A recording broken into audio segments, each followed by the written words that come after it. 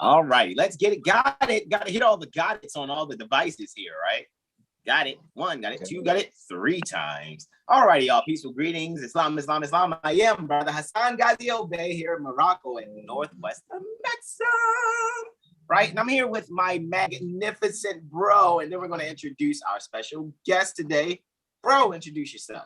Benjamin Bey Islam. How you doing? How you doing, fellas? How you doing?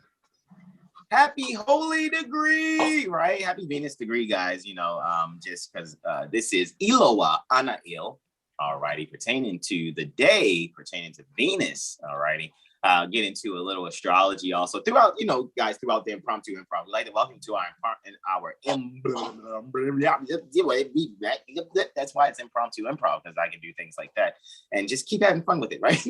Impromptu improv, AstroCivics, MUURCOIN, right, and Moor. And our special guest, all right, is a brother who he's going to give his story, and we're going to say within the last 6-7 years of really taking nationality and birthright seriously, as I kind of just got my pre-interview bio, you know what I mean, this in my head, so I can remember things, right? All right, this brother is near the Tejas State Republic, right, as they say. So without further ado, this brother has also been instrumental in doing a lot of activities pertaining to nationality and birthrights. However, from my perspective, and today we're going to get clarity on as far as how, because a lot of people how Moors are going to operate in commerce. Well, you want to know how someone's operating in commerce can show evidence of things that they've done.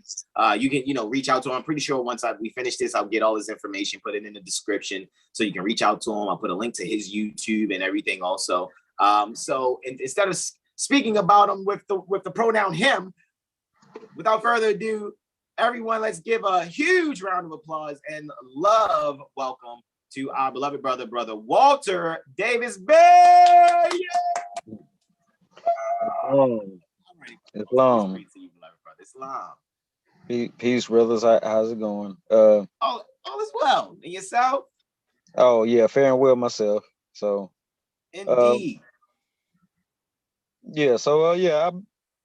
Just to give a brief bio, been part of the movement for at least the last 6 or 7 years, but I really got real serious about 5 or 6 years ago, really teaching after I had spent many years of study and things of that sort, going through my awakening and in the different schools of consciousness. So, I looked into all the different schools of thought, but when it came to truth and remedy, as far as right now, it was always with the Moors, Yes. So I found truth everywhere, every school of thought, it is something, that they got going on over there. But the thing is, when it pertains to right now, how we can help our people today, not 1,000 years ago, the Moors had all the answers. And, that really manifested with the death of the brother Mansur Bey. I was given this story earlier, but this was a brother that was part of the Moor Science Temple, a proclaimed Moor, who was shot in the back by the policy enforcers. And at the time, I was a part of the movement, but I may have just declared on paper, or maybe right around before that time. I'm not quite sure. I'd have to look into the dates, but that's what I was thinking. Was that when I know you was speaking, casually prior to going live? I was like, what's that, 2015, 2016? I'm not sure. Yes, but I thought it was around the Mike Brown time. But I remember in 2012 being awake and remembering how they were saying, it's the end of the world and this and that, and I was like, no, it's just the Great Awakening, and for my calendar. So. Absolutely. In between, around that time and around the time of the incident with that brother, I had been studying into Moorish science in my, elementary stages of things at that time, really going in. And I was expecting really for someone in the Moorish community to step up, or for the family to reach out to him and really take on the court system, the said government, state government, for doing this violation on our brother, and it never really manifested. So, it took a while, me going into Facebook and things like that and trying to figure out exactly what happened. And, it was a sad story, but I discovered that the Grand Sheik of the temple told the family to get a lawyer, so as you can figure, justice was never actually served. So that was one of the things that made me realize, for myself, I got to really get in and get serious. So, if something is to happen, I'm on my game, I'm on my square myself personally, not just, depending on someone else, because at the time I was thinking, it was all good, when it's really more, we at war out here. And so they would like proclaim wars, asking for a lawyer, saying get a lawyer. Well, yeah, the Grand Sheik that the brother was a part of the temple. His family, they were told by the Grand Sheik to get a lawyer. So even though there were active Moors, proclaimed Moors that were reaching out to the family saying, "Hey, we want to help you out with this," they never took that advice and ran with it. So. They never really got the remedy. And actually, sad story, a couple months ago, the policy enforcer actually just got up. Pardon me, that was the food that I ordered, so I didn't want you thinking I was being rude. They called me back. I was like, "You make sure you want your order." I'm sorry, but get to what you were saying. You were saying that the policy enforcer pertaining to the Mansour Bey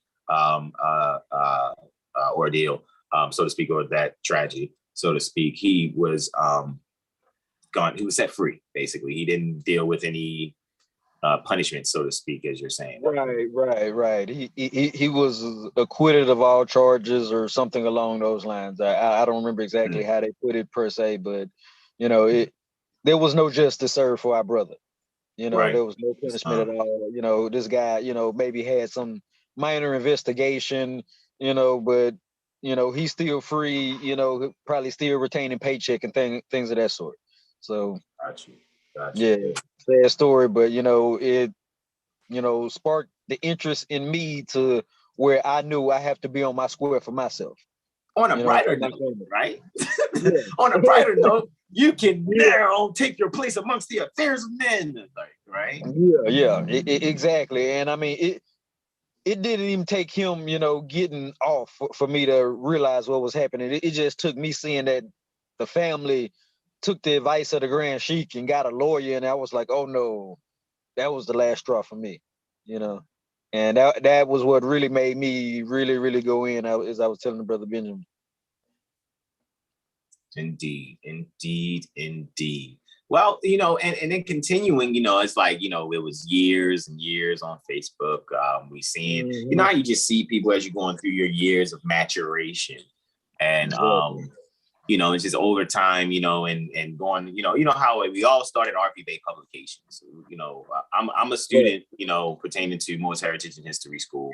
I'm pretty sure, I'm not, did you do the whole 9, get all the documents from RV-Bey and all that, got, those 3 documents or whatever, or you went straight into what we're going to get into, because you ended up creating, things for yourself within your jurisdiction to help people immediately around you from how I see it.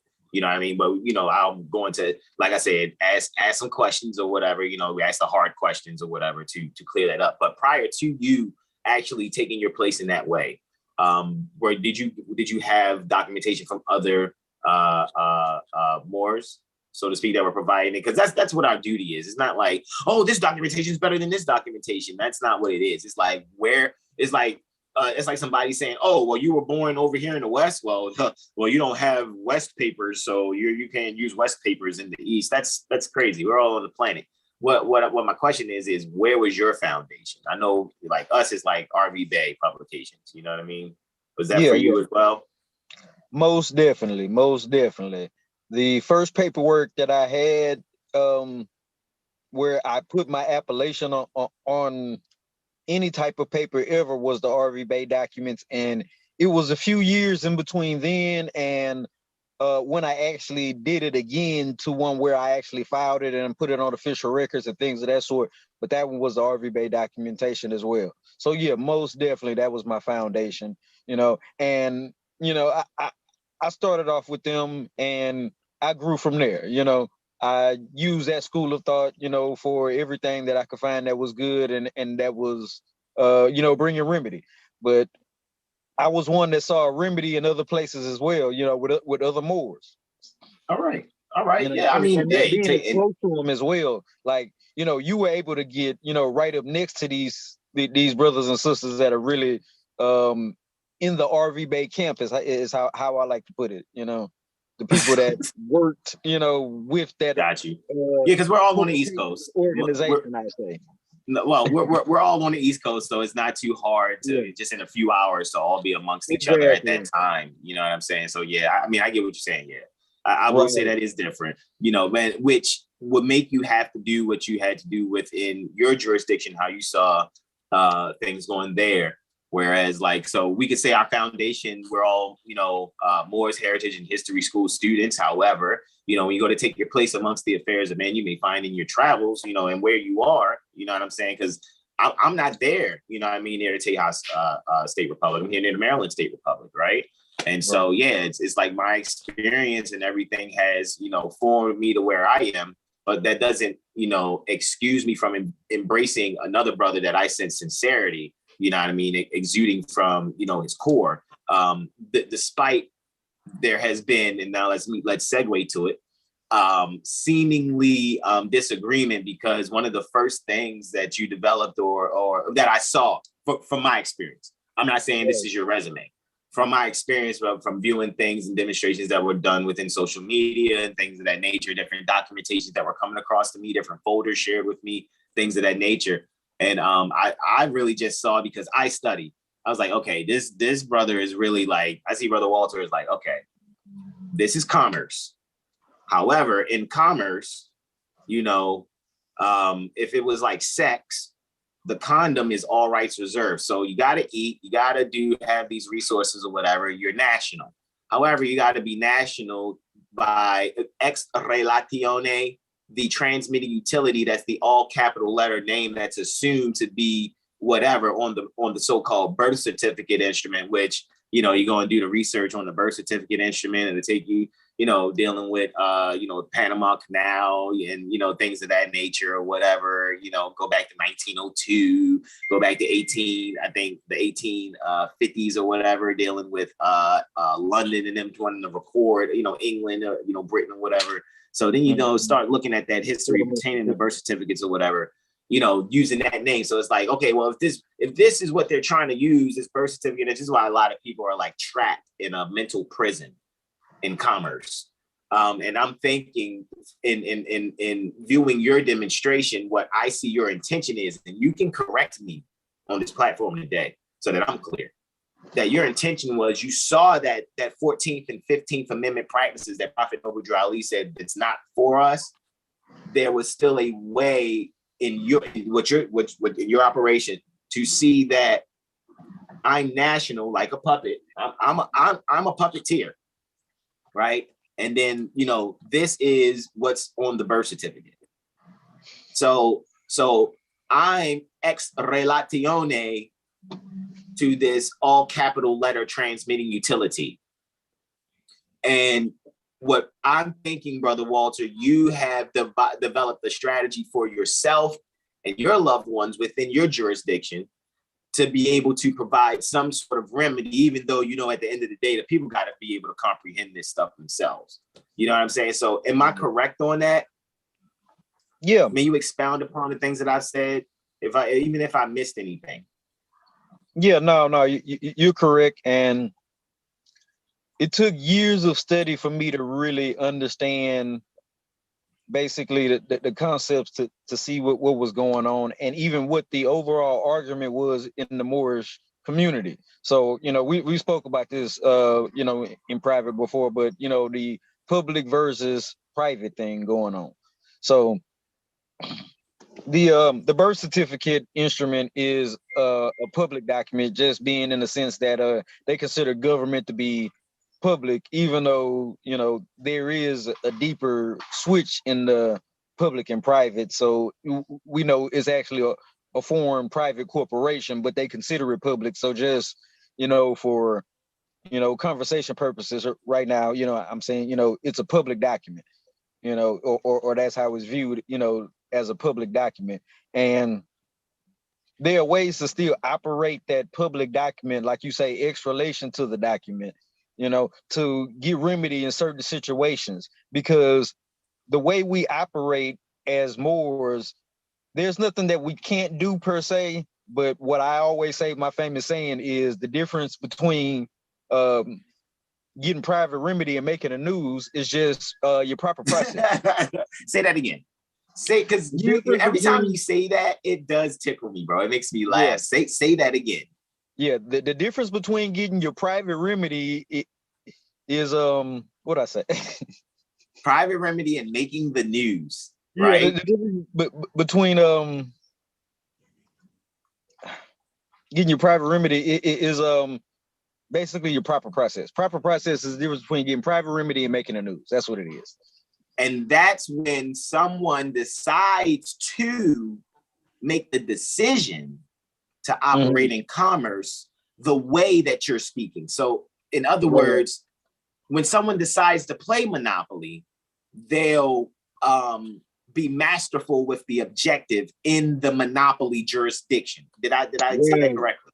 Right. You have to know the rules of the game, what the pieces are, and how to move them properly. You know, that's what commerce is. You know, that's what Monopoly is. It's a game of commerce. You know, same thing with the birth certificate. You know, now you can choose to not play in the game, not do commerce, and that's fine. You know, that's the private side, the organic side. The thing is, you can't mix public and private, you know. So if you're gonna dibble and dabble in commerce, you gotta all the way know what you're doing. You can't just take the stance that you're gonna be organic and stay out of, you know, commerce and be all the way private, but then you're going around filing 1099 OIDs trying to get back, you know, 10 times your straw man taxes or something along them lines. You know, if you've already taken this public position that I'm tax exempt and I'm not going to operate in this commercial realm. So that's what it is. You know, that's when you go into the portion where you're mixing public and private. When, if you want to do those type of things, go ahead and take the steps in the public side so that when you do operate in commerce, you're operating on the monopoly board properly. You know, there's not like the referee on the sideline saying, no, you can't move like that. Because that's what happens when people make the news. A lot of times they've either skipped a step or ignored a step, didn't know about something going on, and they got caught up. And now, we hear about it a lot of times when it's Moore is solving citizen squats on $1 million mansion. Right. Right. I've seen it too many times. And the thing is, my consort, she's state licensed publicly in real estate, you know, has her own broker entity. So in the process of her going through all of that, I was able to not only see what they learned, but to get her to ask questions to her brokers while she was going through her training and all of that to figure out what the proper steps were for adverse possession, allodial title, and things of this sort. And I found out that they really don't know, because when dealing with real estate, they get you into the mortgage, which is usually 15 to 30 year contract. So they're not dealing with adverse possession, and with a allodial title, you have to be free and clear to even get the allodial title. So that once you're into that contract, they're out of the situation. So they don't know what's going on, but they actually do have the resources to show you how to do it. But I had to ask and really, you know, get the procedure kind of on my own, and was like, oh, I see what's going on here, you know, because it's actually in the private is where the allodial title comes from. They can't create an allodial title for you.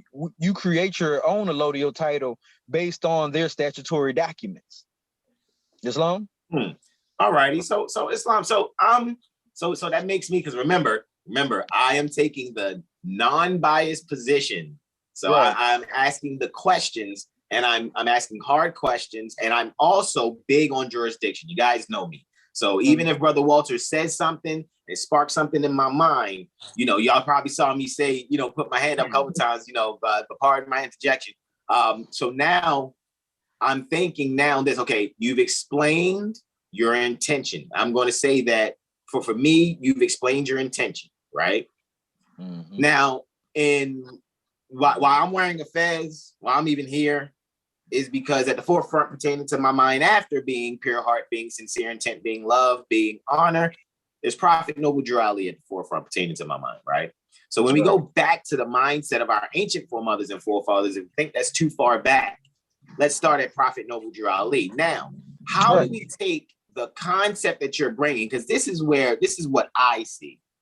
I see at the principle of what you're doing, right? However, it's based on the fact due to Inquisition practices now, because the people have so far let go of what is actually their de jure platform. So Prophet Noble Drew Ali has given us an authority by affidavit. Right. A commercial document. All right, by affidavit. So in terms pertaining to being in complete harmony with Prophet Noble Drew Ali, how is your strategy utilized where Prophet Noble Drew Ali's the forefront and all these resources are being filtered for the people that are, even if they're not members of a particular temple, so to speak, as far as a brick and mortar institution, they may be within your jurisdiction, different families and different homes. And with that being said, you guys are coming together, maybe doing study groups, and there's this, general remedy through some type of conduited entity, maybe a trust or something. So what in your principle with dealing with commerce has Prophet Noble Drew Ali at the forefront while you're doing what you're doing, so that people don't think it's like a sovereign citizen practice, or you're just trying to do some things just for yourself? Like, is that something you can explain to us? I yield the floor, beloved brother. Most definitely. And I'll start it off with, one of his oral statements where he said he didn't bring the half, so. Well, the half hasn't been told. If I told you everything, you go back to sleep. That's it. So the thing is, he actually practiced commerce more, say, that you can see in paper than actually he told out in his literature. But in the affidavit, our authority, not only is an affidavit a commercial document, we know, if you look at Noble Drew Ali and all the other sheiks on there in the document, their names are in all caps. So it's using it in the same sense of what we would say is a straw man, like as if he was already operating in commerce. So it appears that he knew this information already and was using it when he created the temple, and our authority document for creating the temple. So he already knew about commerce, but I would say that was an ADAP lesson. And the prophet was, at the time when he started talking to people that were ex-slaves and people, that were direct, children of slaves at that time, people were, not even all the way reading to the level like they are now, Correct. So he was dealing with a different crowd than we are now. Yeah, Islam. All right. Corporate religious affidavit of organization. So, and it has it been rebutted is my question. Not to my knowledge. Because because my strategy is what? Because you said it. I didn't even know that you knew it like that, but you said it. What's my strategy? What did you call it, Brother Walter? Which one? Minimum. He was like, yo, you be on the minimum contact. I'll be like, oh okay. right mm-hmm. Minimum contact. So usually my mind, me, I immediately go straight to jurisprudence with it. Right. I don't care if they affidavit according to this realm of an affidavit means it stands as law. Now it's just like, which realm are we dealing with? Because being national, I'm not consenting to anything really.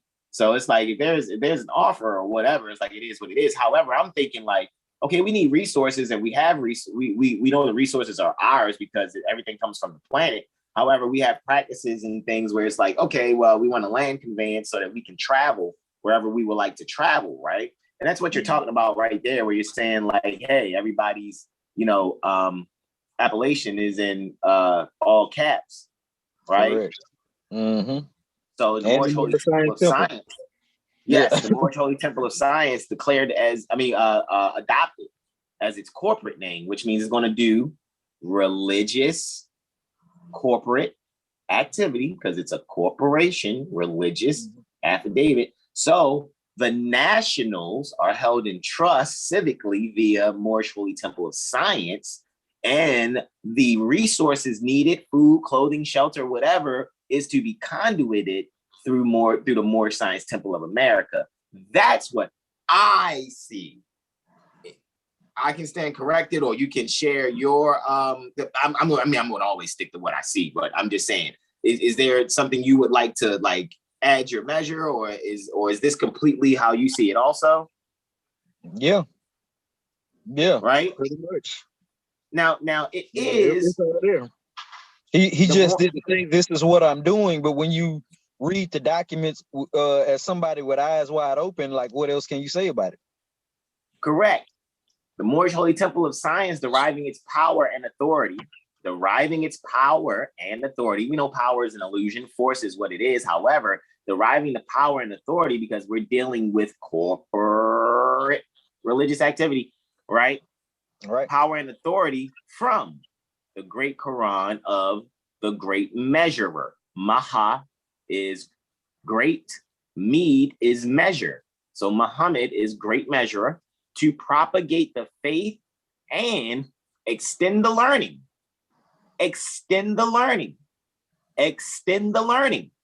and truth of the great prophet. So of is a preposition pertaining to the great prophet, pertaining to American Law Institutes. I'm kidding. Ali, right? Ali, right? Because Prophet Noble Ali and himself would be an American law instituting, right? Mm-hmm. In America, right? On American soil, right? Here at Northwest of Mexham, the North Gate. All righty. Cosmologically speaking, all right? Forgive me. I think I need some tissue or something, man. Blow my nose. In continuing, though, to appoint and consecrate missionaries of the prophet and to establish the faith, missionaries of the prophet, faith of the great measurer. Prophet is a thought of Allah manifested in flesh. So the missionaries pertaining to the thought of Allah manifested in flesh and to establish the faith pertaining to great measure in America. And the Moorish Holy Temple of Science adopted as its corporate name the following: Moorish Science Temple of America. Right? Islam. So, yeah, Islam. So, you can refer to what they call Hurd's Revised Statute, right? Chapter 32, 36, where it states, or appointed, or wardens, vestrymen, or whatever name they adopt. And what they adopted was sheiks, which is trustees, right? So, with that being said, right? Now, when it comes to the commerce portion pertaining to the canvas of your mind, Brother Walter, that's your foundation. So when you're moving and you're doing what you're doing, you're always Moorish American finally, because where the business happens is on the micro print line. People think it's a dotted line, but it's usually micro print. Absolutely. Especially on like check papers or passports. It says authorized representative, authorized representative, authorized representative, authorized representative. You take your phone, zoom in. It's not a dotted line. It's micro print. So since that's there, 9 times out of 10 in brackets, right? The four corners rule, brackets around that line, that alleged dotted line, the micro print line, putting brackets there. And within that, I'm thinking, correct me if I'm wrong, all rights reserved, of course, on the line. However, above that, all rights reserved, gently mixing it in, Walter Davis-Bey, ex relatione, whatever, transmitting utility you're utilizing to be able to secure the principal. Did I say that right? Yeah. Okay. All right. Just want to make sure I said that right. So it's like when I say secure the principal, for example, let's say you're ex relation for a electricity bill for the lights. They call it electricity bill, but it's a statement, right? So with this statement, you're able to operate in commerce in a way where you can create your own medium of exchange. Did I say that right? That is possible, but it's more about contract law when you're dealing with what would be considered like a reoccurring bill. That's the difference between the two forms of debt, the debtor versus the debt due. We spoke about this one before, Black's Law Dictionary, debt owed, basically being a contract, can't necessarily discharge a contract, but the debt due being the mature, usually past due over 90 days, debt is the one that qualifies to be discharged. So we're dealing with utilities. You could make an offer, with your own private instrument of any kind, bill of exchange, money orders, things of that sort. Well said. Yeah. Well said. Go ahead. I'm listening.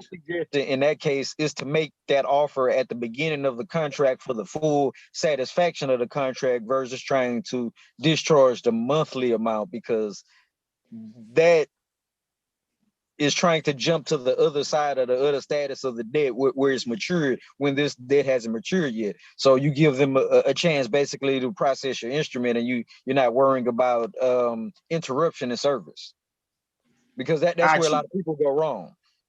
Like you don't make the news doing that, but they may come and cut your utilities off. Got you. Keep speaking. I'm gonna bring up a chart. I'm gonna bring up an astro clock while we're going here. Actually, hold on. Let me make sure I can bring up one. Yeah. No doubt. But come on, but continue doing your thing, bro.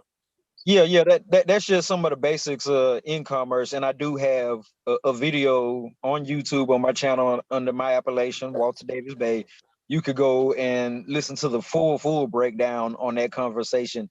The video is called "Discharging Debt versus Paying Bills," and I break those definitions down of the statuses going or pertaining to discharging debt, and how I would make a different strategy if it was with a utility bill or reoccurring bill versus something that is already 90 days past due, like things that show up on your credit report. Those things, they can be either disputed or discharged, because a lot of people like to do disputes or the debt validations, and that is a good strategy, but that's based 99% of the people doing that are basing it on the USC, the codes. Got you. Okay. But discharge is more based on you're having full faith and credit in your transmitting utility, the straw man, and that being the fulfillment of the promise in HJR 192, where they say you can discharge dollar for dollar. That's pertaining to the straw man having that credit to be able to discharge any public debt to that name. Islam? Got you, Islam. So is there a way to have full faith and credit being national without doing the 14th and 15th Amendment practices for the birth certificate entity? Yes or no? Technically, no, because that process is the process of informing them that you are the age of majority and taking control over it. That's the public process set up for doing that. However, you can discharge certain things even if you haven't done these statutory processes. And I started off like that myself. There you go. All right. I was on that side too. I didn't want to do none of that. I was against authentication of birth certificate and all of that at first too. And a lot of those commercial processes. Because like I say, I started on the RV-based side too in that camp. And that is the totally private, organic, you want to drop off the map pretty much and live off the land type of thing, in comparison to the opposite commercial side of actually getting in the system and understanding it and utilizing the tools there, to get those remedies. And there's nothing wrong with doing either or, but I started bumping into so many Moors that I were helping out that would need some of these public remedies. And even though it wasn't something that I wanted to do for myself, I understood this person needs help. And, it's like if someone says they have, a rabid dog biting them on their leg, it's like, kick them, punch them, poke them in the eye, whatever you got to do, get them off. It's that kind of thing. I got you. Yeah, and that got me into basically looking for the proper process for doing things in the public, because that was the difference. So is the proper process warranted, even though the trustees and the public trust are belligerent? So are we looking for proper remedy for criminals so that we won't be as criminalized? No. That's not what I mean. The thing is, the system is set up for us to have remedy. Because every law, that code, statute they make, and everything that is a violation of natural law, basically, there's a remedy for it in the law. They had to make it like that. So the thing is, it's just finding exactly the way that's written and going about it in that manner. You know, if you're going to be living off the land and not in their system, it really doesn't matter, because you're not going to be dealing with them from day to day. But if you do have to operate in that realm, you know, it's best to know what to do. So then, you know, you don't have a rabid dog, you know, coming out the fence because you're opening up the fence for them. Islam? Islam. Okay, I got you. I see. I'm only asking because I'm asking based on, because my concept, you guys know, yes, I have and do have success in, just minimum contact. Right. Because I do know in contract law, at the end of the day, it's not really particularly like divergent, where it was like, oh, if you don't go through their obstacles the way that they expect you to go through their obstacles, they're going to kill you, right? Whereas, I know that you're assisting with the rabid dog, whereas you already know that when people really study, because I know you study, however, those that need assistance may not be at certain degrees yet within their comprehension as far as divine and national. They might not be able to enforce the energy around them and for that situation to totally thwart whatever it is. So therefore, as an auxiliary, one can utilize the process in which you're saying you utilize in rabid dog removal. Did I say that right? Did I say that right? I'm serious. I just want to know. Did I say that right? No, that's a good way to put it. What right? Because is, okay, go ahead. Because I'm leading to something with that. But go ahead, do your thing. Because you know what I'm about to go to next. Yeah. But what I'll say is, even when I say proper process, most of the time is giving notice properly.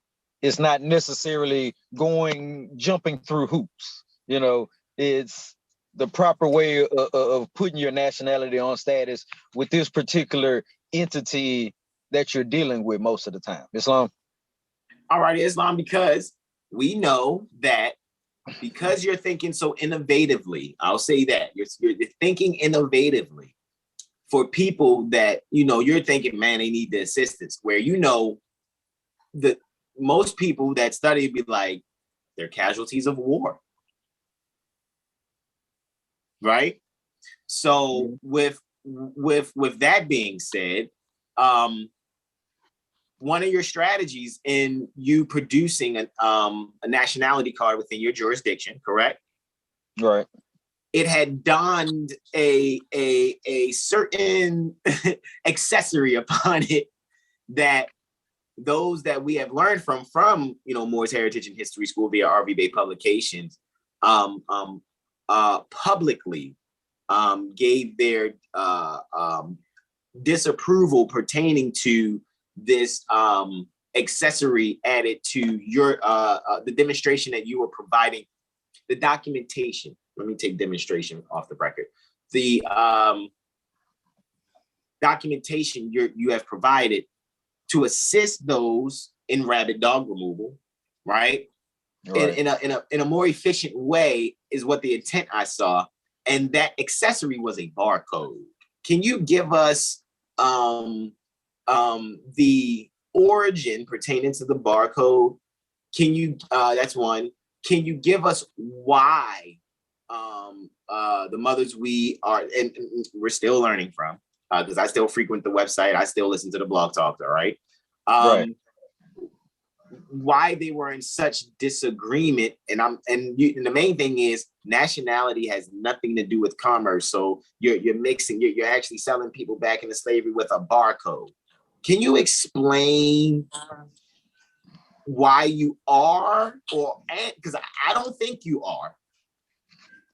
Right. So can you give why you are not selling people back into slavery? Is because let's say you do have this, your remedy really works, and let's say like somebody like my bro is Cujo, but Granji Cujo Agbo out at Canaan Land, right?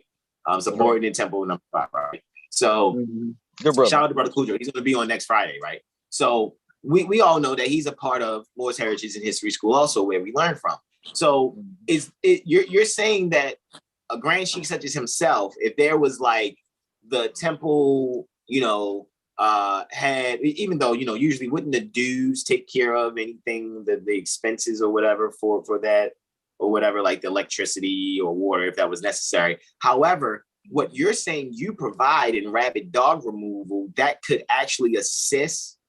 For example, I'm not saying this is what Brother Cujo would do. I'm just saying like how someone from our Moor's Heritage and History School that we've learned from and sat at the feet at, we could actually show, hey, look, we're not selling people back into slavery. We're actually doing I'm saying that's what you would say. You know what I'm saying? So could you explain how it could change their heart, maybe if they could see it, or they have totally like, no, that's not it. So, and then that would make me think, okay, so what's their remedy then, so that they're not coming out of their pocket or thinking they have to expound their energy or make product or books and stuff to be able to have so that they can. So it's like, that's where I'm getting at, because that's one of the biggest things when it comes to nationality, and people are like, how am I going to still operate? What they're actually saying is, I still need to eat, have clothing and shelter, and I still like to enjoy other things that I've been socially engineered to enjoy growing up prior to me taking nationality and birthright seriously. Islam.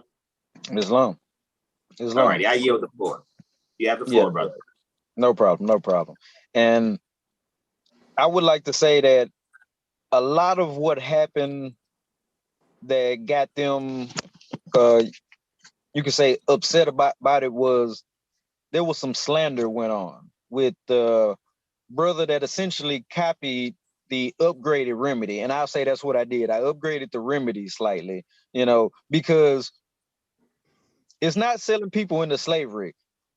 Your nationality does pertain to commerce as far as the Treaty of Peace and Friendship, that was a commercial contract, so, and we have rights under that treaty, like the right to travel. This is one of the things that's in there. So commerce and Moors has always been synonymous. We gave commerce to the Europeans and gave them the right to operate in admiralty jurisdiction. So by really following the international law is what I did, because there are different types of barcodes. And I have a video that really goes into the types of barcodes that they are, but essentially there are 1D and 2D barcodes that are the main ones. So the ones that you find on products that they were trying to say that, I was putting on nationality cards, those are a different type of barcode. The ones for products, those are called UPC.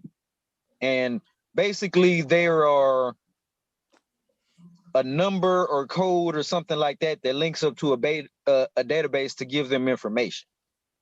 All right. These barcodes, the 2D ones that are used for ID cards, and this is for passport cards all over the world, nationality cards all over the world, are called PDF 417 barcodes. And they contain Hold on, you on the flow. So the first one is a UPC barcode, like if I go to get some water or something and they go beep, that'll be 99 cents. Exactly. And that's connected to their database. Got you. And the other one you said is a 2 what? What's the other one? Say it slowly though. It's a 2D barcode, but the particular type is called a PDF 417 barcode.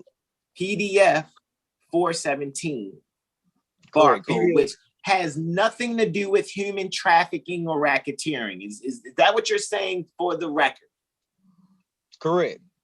So this particular PDF 417 barcode is only strictly so that if you're at like Walgreens or Target, instead of you having to dictate verbally to them, which there is nothing wrong with that, dictate to them the information for them to have for your non-tax obligated transaction, you have now provided them a means for them to just scan it with their POS scanner. Is that what you're saying? If they have the correct POS scanner, but I would go further to say it was more invented for like international travel. You know, so passport cards, if you're going, you know, across a border and have your, you know, US, you know, passport card or wherever, and you're handing them that, it would have that same type of barcode. And actually the state IDs have them as well. But it was designed on the international level with the ISO standards, which the ISO standards have standards for, you know, everything from actual products to nationality cards, passports, to anything you can think of, you know, because it's just a commercial identifier between nations.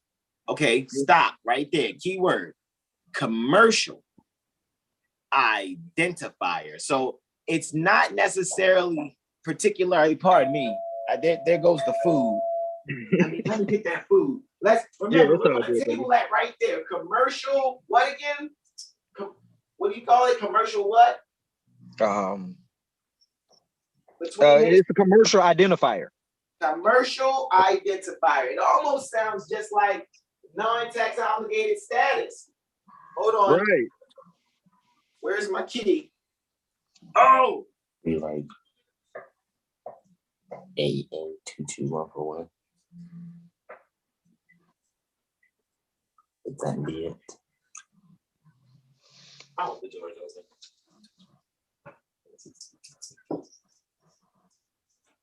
in. And I'd have to make reference to my video to find the exact ISO number, but it's in there. And these ISO standards, you know, like I said, they're for everything, but this particular one is for nationality card, passport cards. When you look it up, commercial identifier. Pardon me. All right, commercial identifier. Impromptu improv. You can eat. Do what you do. I'm ready to eat. All right. However, commercial identifier, right? Okay. So that almost sounds like citizenship. It's like commercial identifier, like, is a category, like how, I mean, a categorization. Right. So vehicle. It's like, here's like a storage space where you can put things for storage. It's called the commercial identifier bin, I guess, right? However, you're not calling yourself a commercial identity. Whereas when you're national, you're not calling yourself a citizen. Citizenship is the storage bin where you can go. It's like, imagine you're going to like the Lost and Found, and you're like, okay, here's alien, here's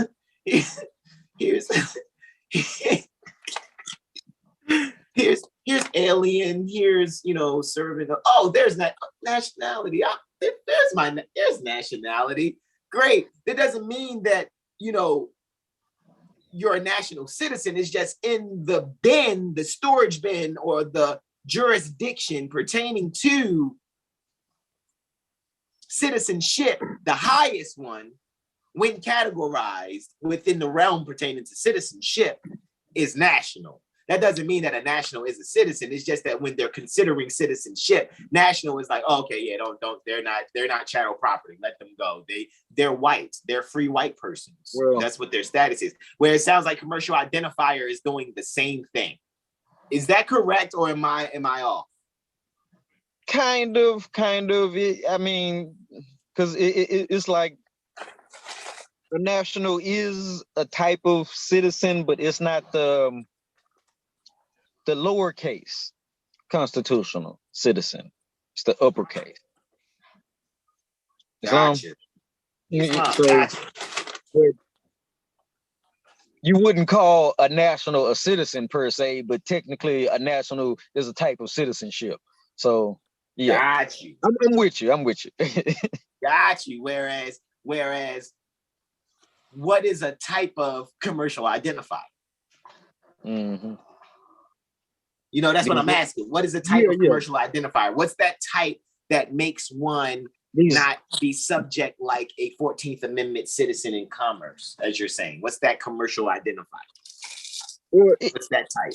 It's the intention behind, you know, the standard and what's being issued, you know, because commerce is always going to flow. So there was just an international consensus, you know, on things over time, you know, and when you look into all of what they call the UN documents and all of these things, all of them speak on going back pertaining to the status of someone. They all go back to the 1928 Pan American Conference, which was the prerequisite to the UN that they have now. And all of them state that people of ancient nationality are essentially diplomats. So that's us, because when they speak on who is of an ancient nationality, it's before like the 1900s. So the Moors. So we are the heads and forefronts in commerce, and they know this. It's in their documents, you know, and that's even pertaining to like the UCC, which is a commercial chamber that, you know, some people embrace and some people, you know, stay away from at all costs. But why do some people embrace it? Why do some people stay away from it at all costs? Well, it's just a lack of knowledge. See, there's two different jurisdictions that go on when you're dealing with the UCCs, whether you're doing the UCC, non-UCC filings or things of that sort, that you would be subject to. So there is the statutory side of the UCC that has all the numbering behind it that you hear people talking about, like the All Rights Reserve, UCC 1-308, Without Prejudice, and all of these other, you know, they all have their different numbers, and I'm real bad with numbers and quoting these things out by their address. But the higher jurisdiction that the UCC itself recognizes in the code is treaty jurisdiction. So if you're a subject to a treaty, then the commercial code would go more by what your native jurisdiction is than the actual UCC code the way it's written out. So whether the UCCs existed or not, one can still reserve their rights whether they had those codes or not. Correct? Right. Correct.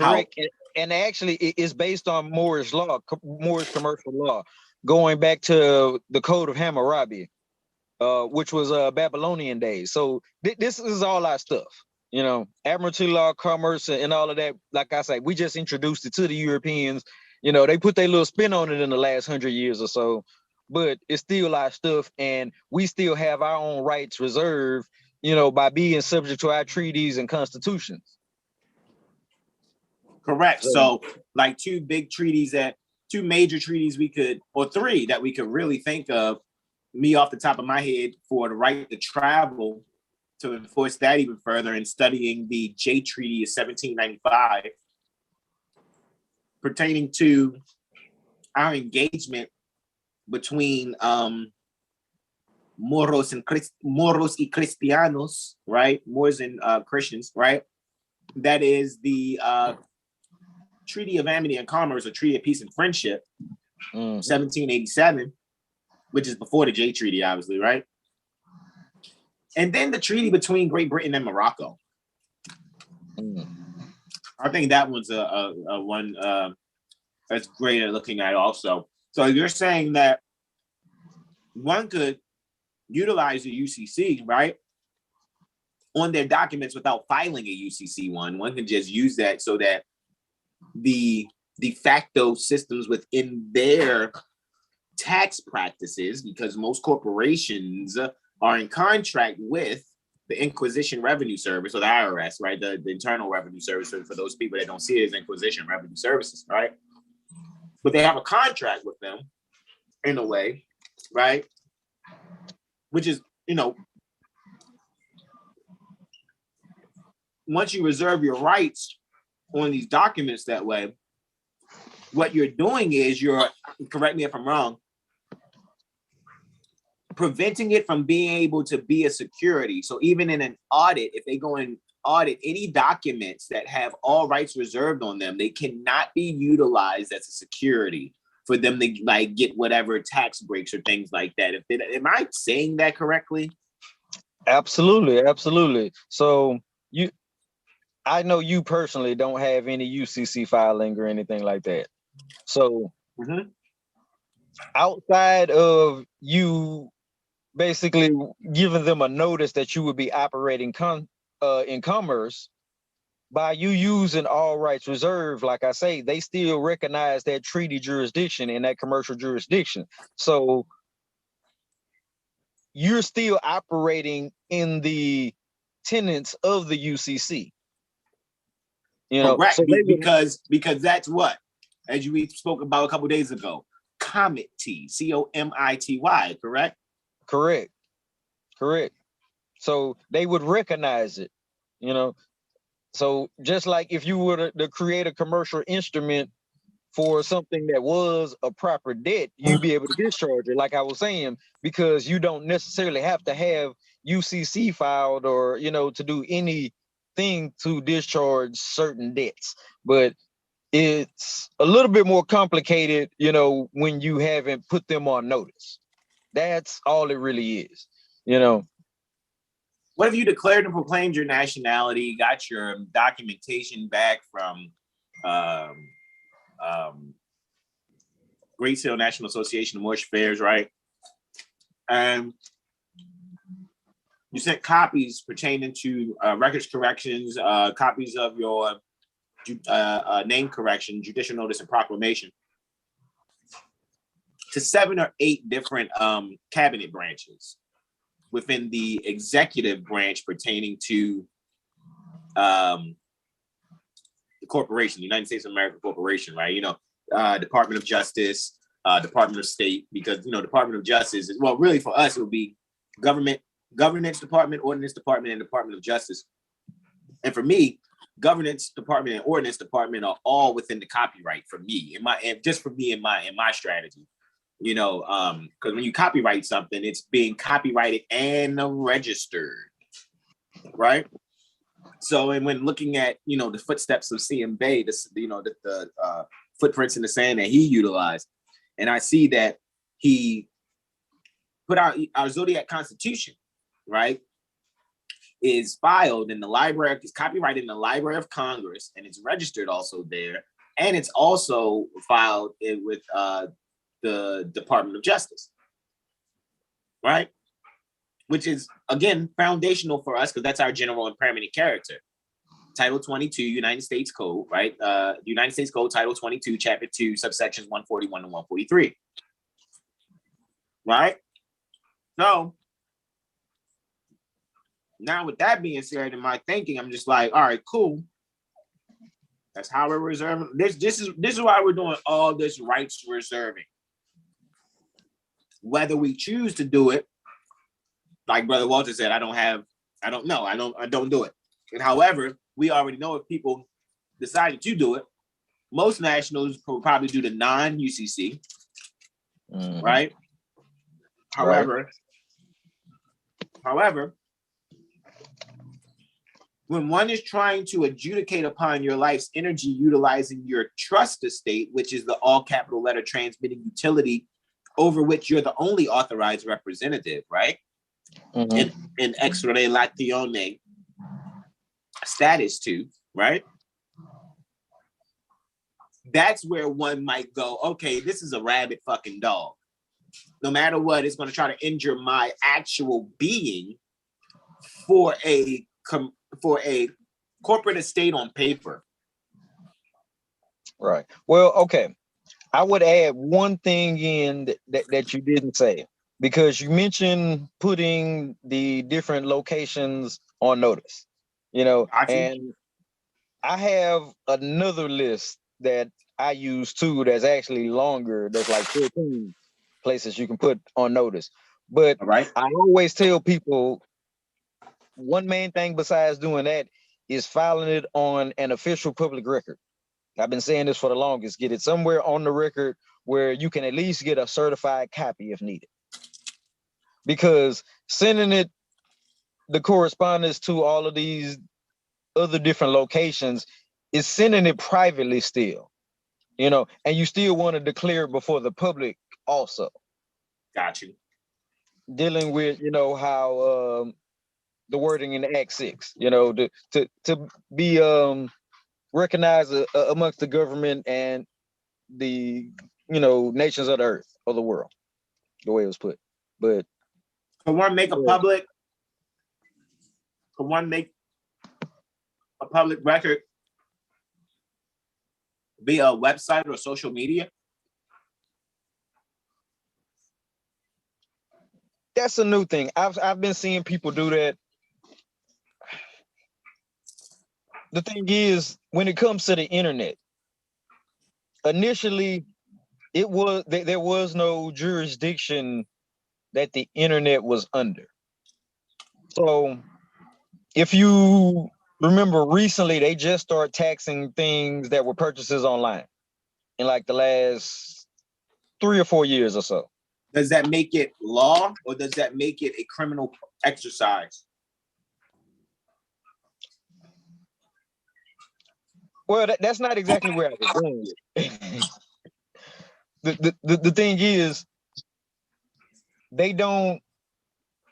I'm so sorry. This spicy mustard's got my eye running, bro. I'm sorry. That's why. No, it's all good. It's all good. They really don't have a consensus on how to even handle it yet. So they at one point were saying it was outside of the scope of taxability. So anything that you made online, you would get all funds. And now that they're implementing, like, let's say your business is based in, Misnomer, Texas, Tejas, for commercial purposes, they'll implement that tax rate on the purchase. So. All right. So, yes, it's still an inquisition. However, if people aren't studied, they would just immediately succumb to a voluntary process, correct? Correct. Yeah. And, that's why, like I say, it's just proper ways of putting them on notice that, you're not paying that shit, if that's your stance and your position on it. Correct. So it also has me just looking at it and thinking like, I'm thinking like,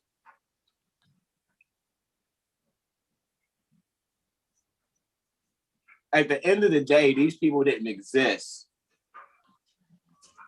How they existed or whatever. When the Continental Congress, right? A lot of people would be thinking United States of America or whatever, but the Constitution, from preamble to closing, there's two different entities. The United States do ordains and establish a constitution for the United States of America, right? Right. So that's something doing, ordaining for something else, right? And establishing for something else, right? So with that being said, I'd even go as far to say is that was the beginning of the public and the private, or the switching with the Organic Act. I was speaking on that previously with you. Basically, when they outlined the 10 square miles of what they're calling the District of Columbia. Was that 1871 though? No, that's the Act of Congress, 1871. They was carving. What was they carving? Hold on, man. I'm having a brain fog. Help me out, brothers. Look, Help me out. I'm bad with dates. All right, let's look it up. Can we look it up? Let me see. Stop being before. So you're saying I think in 1871? Yeah, after in 1860 when they stopped being de jure under the European Union. In 1871 is when they created the platform. I'm willing to be corrected, but I'm trying to. Yeah, because that lined up with you going Henry Campbell Black's Law Dictionary 4th edition and look up naturalization. It's going to bring up 14th July 1870, and when it's Whittemore Party. Whittemore Party. Yeah, around that time. It was at 1790. It would be wise for us to double check. Yeah. Right? Yeah. However, let me think now. What was that? What did I just say? Pardon me, I was really enjoying this. What did I just say? Before I said Whittemore Party. 1871 Act of Congress. That's where we left off at, right? Yeah. I was saying something else. I was making my point somewhere else, though. Because I'm looking at the timeline. Treaty on Peace and Friendship, 1787. No, Naturalization Act, where the science lab manifested slaves, falsely called white people. Our Albion sons and daughters began to call themselves white around that time. Naturalization Act, 14th July, 1870. Correct me if I'm wrong, please, brothers. No, that's correct. All right, so with that being said, at that point, they started taking on a status that's really not theirs. Yep. A fraud anyway is a fraud anywhere. A fraud anywhere is a fraud everywhere. So despite the fact that we're under occupation, which is the means for the dog to be rabid and bite at people,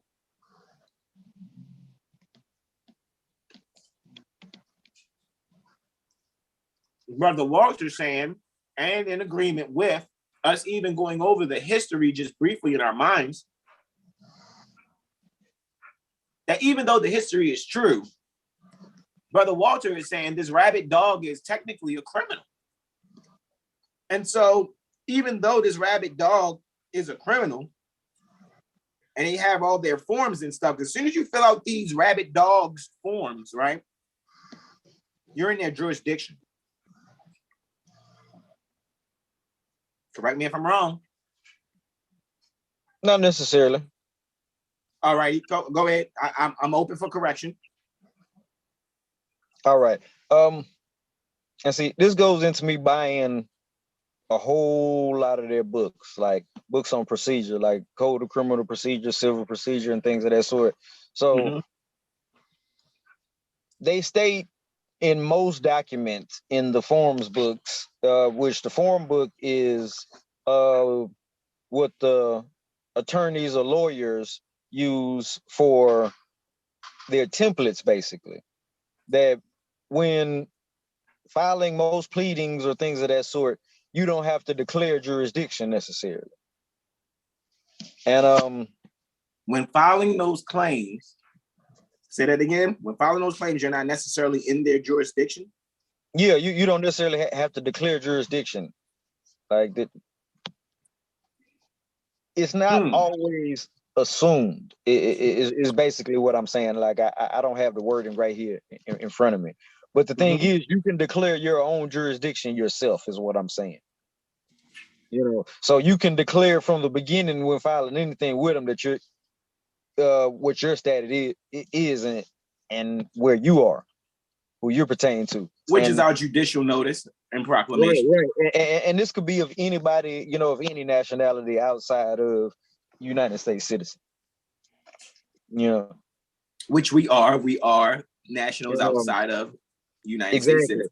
Correct. And one thing in particular, when like looking into the Code of Criminal and Civil Procedure, I saw, and this was real interesting, and I've never heard any other Moor or anyone else really speaking on this, that on the state level, the criminal procedure and civil procedure, those are part of the supreme law of the land as well, as far as that said corporate state.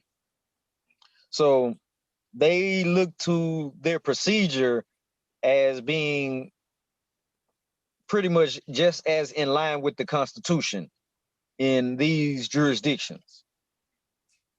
So, however, if you come talking straight Constitution, though, sounds like you're saying they're going to be like, no, we reject that, even though our procedures is on it. So if you don't enforce the Constitution within our procedural way, we're not going to even recognize it. However, what I'm saying is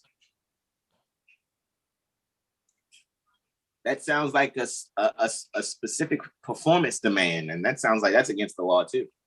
That sounds like a Bill of Right 4 violation, as well as a Bill of Right 1 violation, while at the same time saying that they're constitutional. Well, not necessarily. It depends on individual situations when dealing with that, because every situation, you know, is different. So it's not necessarily compelled performance, but it's more of just like a standard operating procedure, you know, that.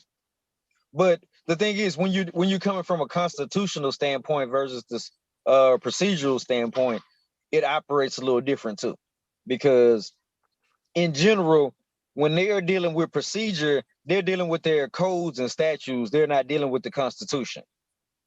So the way they're trained to operate is different from the way we operate as Moors, because we know, you know, to be constitutional for the prophet. So it's a little different, you know, and you have a little bit more leeway when you're leaning on the Constitution versus on their codes and statutes. So are we in agreement that then people are interacting with these people then not out of a joyful voluntary decision? They're dealing with these people under threat, duress, and coercion, or in the Latin, as it says, vico actus. Are we in agreement with that? Oh yeah, most definitely. And it's because we're an occupied nation for the most part. Most people haven't proclaimed and declared that their nationality, got it on public record, and operating in a way that they've come to the different higher up trustees and established a relationship so where they don't get all the blowback, you know, because what's going on that I see, we did set them up as trustees, and as a trustee, we had the right to say, you know, when our people wake up and come to you in a certain way, you know, bow down, give them their stuff back, you know. So when we come competently to these trustees, whether belligerent or not, there's usually not an issue. But the issue is there's not a collective group of Moors that have all done this on enough or on a large enough level to where we have full territories where they know what's up. So they're still testing Moors, you know, when you proclaim, they're like, okay, is this guy competent or not? Not, he's one of those guys over there. We know not to mess with none of them and any of their people ever, ever, ever. Islam. Islam. You know, and when we get to that point, you know, in any one territory, we can put our show on the road and, you know, it'll help, you know, the movement in general. You know, and this is the point that we're trying to work on out here. You know, we know there are some bigger goals and things that we need to be working on as a movement. But that right now, just establishing, you know, a jurisdiction where we're highly recognized and really not with, you know, by the rabid dog, you know, when you're recognized as one of us, then, you know, we can start minding our real business to ourselves, getting our allodial land right and things of that sort. Because we can't have it where we're trying to establish our land and, you know, they're coming trying to pull an eminent domain claim or something and say, and, you know, take us off the land. Which is funny you say that, because when you declare and proclaim your nationality, you are the one with the eminent domain. You have eminent domain. It's called, I think they call eminent domain in Greek mythology the Midas touch. Whatever, when you're national, whatever you touch is national. Correct. That's eminent domain. Wherever you are, it becomes, you can, your whole neighborhood. I mean, that's what Prophet Noble Drew Ali did in our Cycle 7 Holy Quran. Is that chapter 47 or 48? Hold on. I'll show you the eminent domain claim right here, which chapter 47. Here's the eminent domain claim that Prophet Noble Drew Ali made, in which yet another affidavit here, as we can see. You know, this is another affidavit, unrebutted. The Holy Quran, right, for the Moorish Science Temple of America. Well, the Holy Quran of the Moorish Holy Temple of Science for the Moorish Science Temple of America, right? That's what I have right there. The Holy Quran of the Moorish Holy Temple of Science, right? All right, so with that being said, chapter 47, Egypt. Now we know Egypt is mental bondage to sense consciousness, the capital empire of the Dominion of Africa, right? Now, I know people are going to be thinking like, well, is that a place? Well, it's really a consciousness within your mind, okay? This is just happening along the way and you regaining your lost estate that can't be told in words. And that estate is your mind. So in regaining your mind, your lost estate. And this is what is put in proclamations. One proclamation, for example, you can check the Chicago, near the Chicago Corporation, Cook County, actually. Go ahead, Islam. Let me interject real quick too to give, you know, the people that may be listening another reference point to what you just said. As far as Egypt pertaining to a consciousness, you can find that in the Metaphysical Bible Dictionary. Yes, by Charles Fillmore. Absolutely, that is exactly where I'm getting that from. It speaks on that, and you can look up not just Egypt, Africa, all the lands that they speak on a particular consciousness, and Egypt in particular, I want to say, was the stomach chakra. Yeah, I think when you go down to Egypt, yes, it's around the solar plexus area. Right, the solar plexus, right. I think that is. We had to go and reference that. And usually, you know, I will bring up documents and things like that, but this is impromptu improv, man. We just want to really go over some things, hit some key points. If we bring up the documents, but yes, please, we need to cite them verbally and plant them out there in the universal garden, so to speak. So I appreciate you definitely alley-ooping on that. So to continue, chapter 47, right? Number 1. And like I said, this is what I was going to say. It goes with, because this is what people are quoting in different proclamations. Different mayors are quoting chapter 47.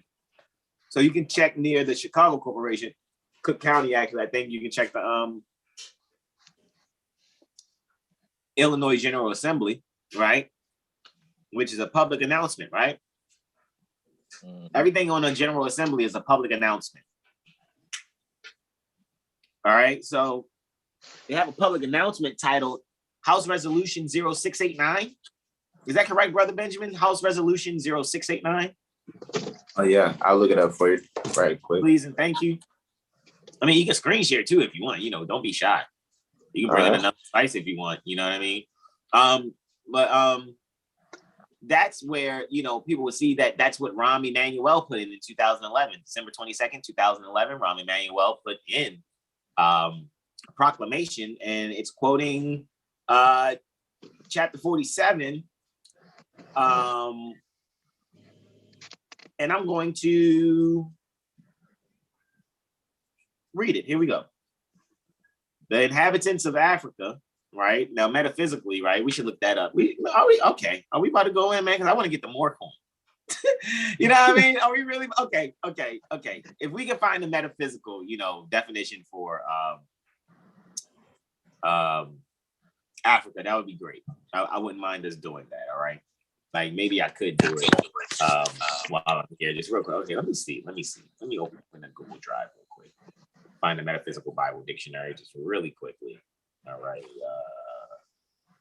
Let's see. Let me just type in NDTA.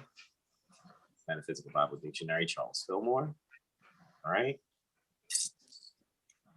I know I'm not sharing the screen, guys. I'm just making sure it comes up. It just generates because I know I have it here. It's just. All right, so Africa, right? Let's see what is Afura, because I know Africarus is in Henry Campbell Black's Law Dictionary, and that kind of gave me some thoughts, right? I'm trying to see, do I remember seeing Africa in Henry and Metaphysical Bible Dictionary? You wouldn't have said it, Brother Walter, if it, so we're going to double check anyway. Yeah, it may have been a different version too, because I have a few different versions of it. So I remember it speaking on the different lands: Egypt, Africa, Canaan. What was the other ones I mentioned? But speaking on where they are, in the chakra system and consciousness, as well as being physical locations. Yeah, indeed. Well, definitely not Africa, but we know Africarus was like something basically dealing with like cattle, basically, or oxen or something. So the inhabitants of Africa, and then almost make me just think, I guess, those that are in the mindset of chattel property, sort of kind of, are the descendants of the ancient Canaanites from the land of Canaan. Old Man Cush and his family are the first descendants of Africa who came from the land of Canaan. His father Ham and his family were second. Then came the word Ethiopia, which means the demarcation line of the dominion of Amexem, the first true and divine name of Africa. Right, so we're getting roots here. So when people talk Africa, really, that's contemporary. Amexem is what where we are. Indeed. The dividing of the land between the Father and the Son, the dominion of Cush, northeast and southeast Africa, and northwest and southwest, was his father's dominion of Africa. In later years, many of their brethren from Asia and the Holy Lands joined them. Number 6, the Moabites. All righty, so that's a Metaphysical Bible Dictionary there. You can get to Moabite. No, you guys got to go study. You guys go to Metaphysical Bible Dictionary and do it. Because we're going to move on. We're not going to draw out this because I want to get to more coin. Seriously. Yeah, right? We'll be all day going in on the metaphysical. Yeah, because I'm telling you, like, me, bro. Yeah. I know Ethiopia is in there for sure. Yeah, I'm with it. I'm with it. We're going in on it, right? However, I know the point that we're making, we want you to introduce who you are, what it is that you're doing, and what your intentions and ideas for it to assist us in uplifting and falling humanity, because we've all taken our place amongst the affairs of men in some way, shape, or form. All right. So let's continue. 6, the Moabites from the land of Moab, who received their permission from the pharaohs of Egypt. So yeah, you will look up in a Metaphysical Bible Dictionary, Moabites, Moab, Pharaoh, Egypt. To settle and inhabit Northwest Africa, they were the founders and are the true possessors pertaining to the present Moroccan Empire, with their Canaanite, Hittite, and Amorite brethren who sojourned from the land of Canaan seeking new homes. Their dominion and inhabitation extended from Northeast and Southwest Africa across the Great Atlantis, even unto the present North, South, and Central America, and also Mexico and the Atlantis Islands before the Great Earthquake, which caused the Great Atlantic Ocean. So that's eminent domain right there. That's an eminent domain claim right there.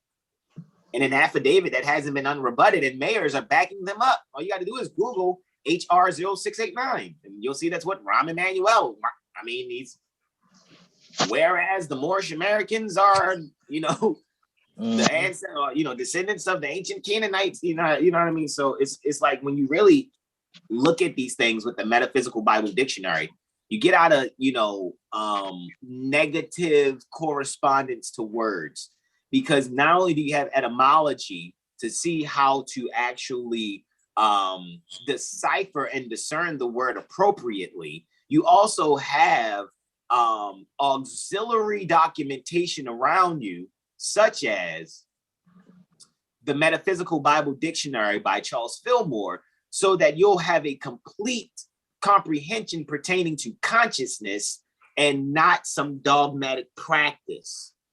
All righty? It's about your own individual consciousness. This is the divine side of it all. In order for you to be effective in the national side. So therefore, you know, where, you know, like, for example, I don't have any UCC documents or anything like that. However, you know, I don't necessarily put myself out there in the public that way. However, you know, I allow myself to know what common law is, and I can enforce it to the point where, you know, people can, you know, see that I'm really not playing. I'm not joking. I'm not playing. I didn't just get a document from somebody overnight and thought I could put it in and it'll work.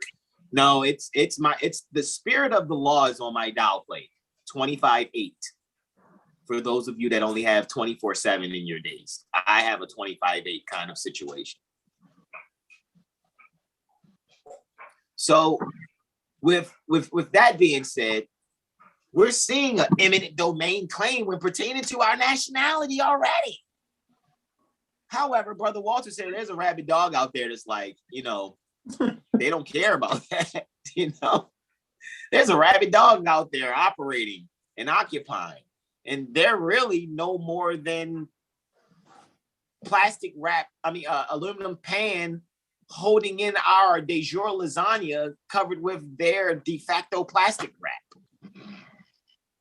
And Brother Walter is just saying, like, you know, they're acting pretty tough and strong, but this is how you rip through the aluminum and the plastic. This is his strategy.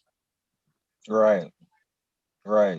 This is what they set up for their people, and, you know, anyone else knowing the truth. See, it went from a point of being against Moors to financial to a certain extent too, where they don't even look out for their own people if they're in poverty and they're not into consciousness and the higher levels of things. So the system is attacking anybody that's vulnerable, who's not competent enough to. Oh man, 100 grand. There you go. Islam, yeah. So you just did like the Pee Wee's Playhouse secret word. Yeah. Anybody that's a weak mind, like a baby gazelle in the safari. Exactly. They're taking everybody and anybody out at this point. But, you know, the initial beef was with us. But, you know, we know this as a people. But it's about, you know, us waking up to getting to the point where we can get them up off of us as a group. You know, it's Moors that are here and there getting remedy that I know all over the country. You know, there's nothing wrong with that. But it's not like you can just roll and be free like we want to, you know. Especially when the collective platform in doing so, providing remedy collectively, is the Moor Science Temple of America. If I'm wrong, say I'm wrong, but I see that's what Prophet Noble Drew Ali established. Hey, you guys need remedy. You're not Negro, Black, colored. Come on, you Asiatics in North America, the truth about your nationality and birthrights. You know, you're not Negro, Black, colored, or Ethiopian. Go back to the mindset of your ancient foremothers and forefathers so that you may learn to love instead of hate, so that your days may be long upon the earth land. I'm paraphrasing that statement. However, it's like, hey, man, here it is. We're the Moorish Holy Temple of Science. We're this trust that, you know, that we're going to be able to administrate guardianship de jurely, so to speak, in a de jure fashion over these people who have to get their brains washed because they've been dirtied with Africa blackness. That it is beautiful how you just brought it up, because I recently did a post talking about this, but basically slavery in general, or any other thing, is trusteeship. You know, that's what the straw man is. It's under trust. And the only way to get out of trust their trust is by having your own, establishing your own. So like even with the Native American so-called Indians with their reservations and all of that, that is a trustee relationship. And there's even codified public law for so-called citizens to get out of the trusteeship, but it's by making a public declaration, you know, when you're at the age of majority. Like, it's real simple, you know, like few words added to your nationality declaration type of thing, you know. So as a group, you know, we need to do that. You know, I know Moors that are doing it individually here or there. You know, I've done it, you know, added certain things to my declarations or whatever. But as a group, we need to all get out of that trusteeship and get into our own trusteeship as a group. It could be under the Moorish Science Temple of America. That's the way it's set up, you know, to be that organization and sheiks be the trustees. That's the way it should be. The problem is, you know, the Moorish Science Temple was infiltrated before the private passed form. Well, before the members of the temple, when he was there, assassinated him or you know, forced his transitioning. Let's be clear. Yes, I was being very modest. Yeah, you were. I mean, not me. Yeah. Bro, I ain't going front, bro. I told you, man, meeting Prophet Noble Drew Ali and his literature and see him being their literature, bro, the way I have and the way I, you know, like I said, most people would look at it like, dang, Hasan ain't chased the bag. Oh, he stayed with his peoples. Oh, yo, man, I would much rather put myself through my own bit than to be forced to have to do a bit. And now I'm a Muslim all of a sudden, and now I'm with the Moorish side. No, I'm not going to do it that way. Especially here near the Baltimore Corporation, where Moorish science is really seen being simply a jail religion. That is not what it is. No. That is not how I got it. I got it because I had did a studio session online with a brother, and in conversation, he was like, yo, you sound like you be on this. You on this? You know about Prophet Noble Drew Ali? I said, who's that? He showed me the picture. I said, yo, I remember that picture when I took my Kalima Shahada, when I joined Muhammad's Temple of Islam #1, the destination of Islam, but it was the Khalifa Islam, Emmanuel Abdullah Muhammad, not Farrakhan. Emmanuel Abdullah Muhammad had us pushing Muhammad Speaks, not Final Call. All right, like real talk. All righty, so the newspaper I had in my hand when I was in my 20s with my bean pies and cakes, with the Supreme Oasis, Supreme Bean Pie. There's no more Supreme Oasis down here. They knocked down the building. The only Supreme Oasis they have now is near Shaka Moxon, near the Philly Corporation. Yeah, however, and the you bring that up because those are just branches off of what was the Moorish Science Temple of America in the first place. Period. Yes, because Muhammad's Temple of Islam #1, I'm telling you, they brought that picture out of Prophet Noble Drew Ali when I took my Kalima Shahada and said, after I took my Kalima Shahada, and it was like, the most honorable Elijah Muhammad honored Prophet Noble Drew Ali, and so do we. And I was like, okay, assalamu alaikum. All right, assalamu alaikum. And that was basically it. You know what I'm saying? Like at the, you know what I mean, filling out my Kalima Shahada, and you know what I mean, saying what I need to say as far as that jurisdiction or whatever. You know what I mean? And that was an extra relatione there, actually, when you think about it then, you know what I mean? Because you get the Xing of the cognomen. However, you know, I've graduated from it, actually. Because even when you interact with certain brothers that are, because I said there are two different jurisdictions. Like I said, Muhammad's Temple of Islam #1 had Muhammad Speaks, where the Muhammad's Mosque has Final Call. The temple is where you go to study. Mosque is where you go worship. Now, ultimately, though, I know when I would go to a restaurant up here, really against my will, it's just that when I used to go, you know what, I'm desperate, I'm going to go binge, I want a bean pie.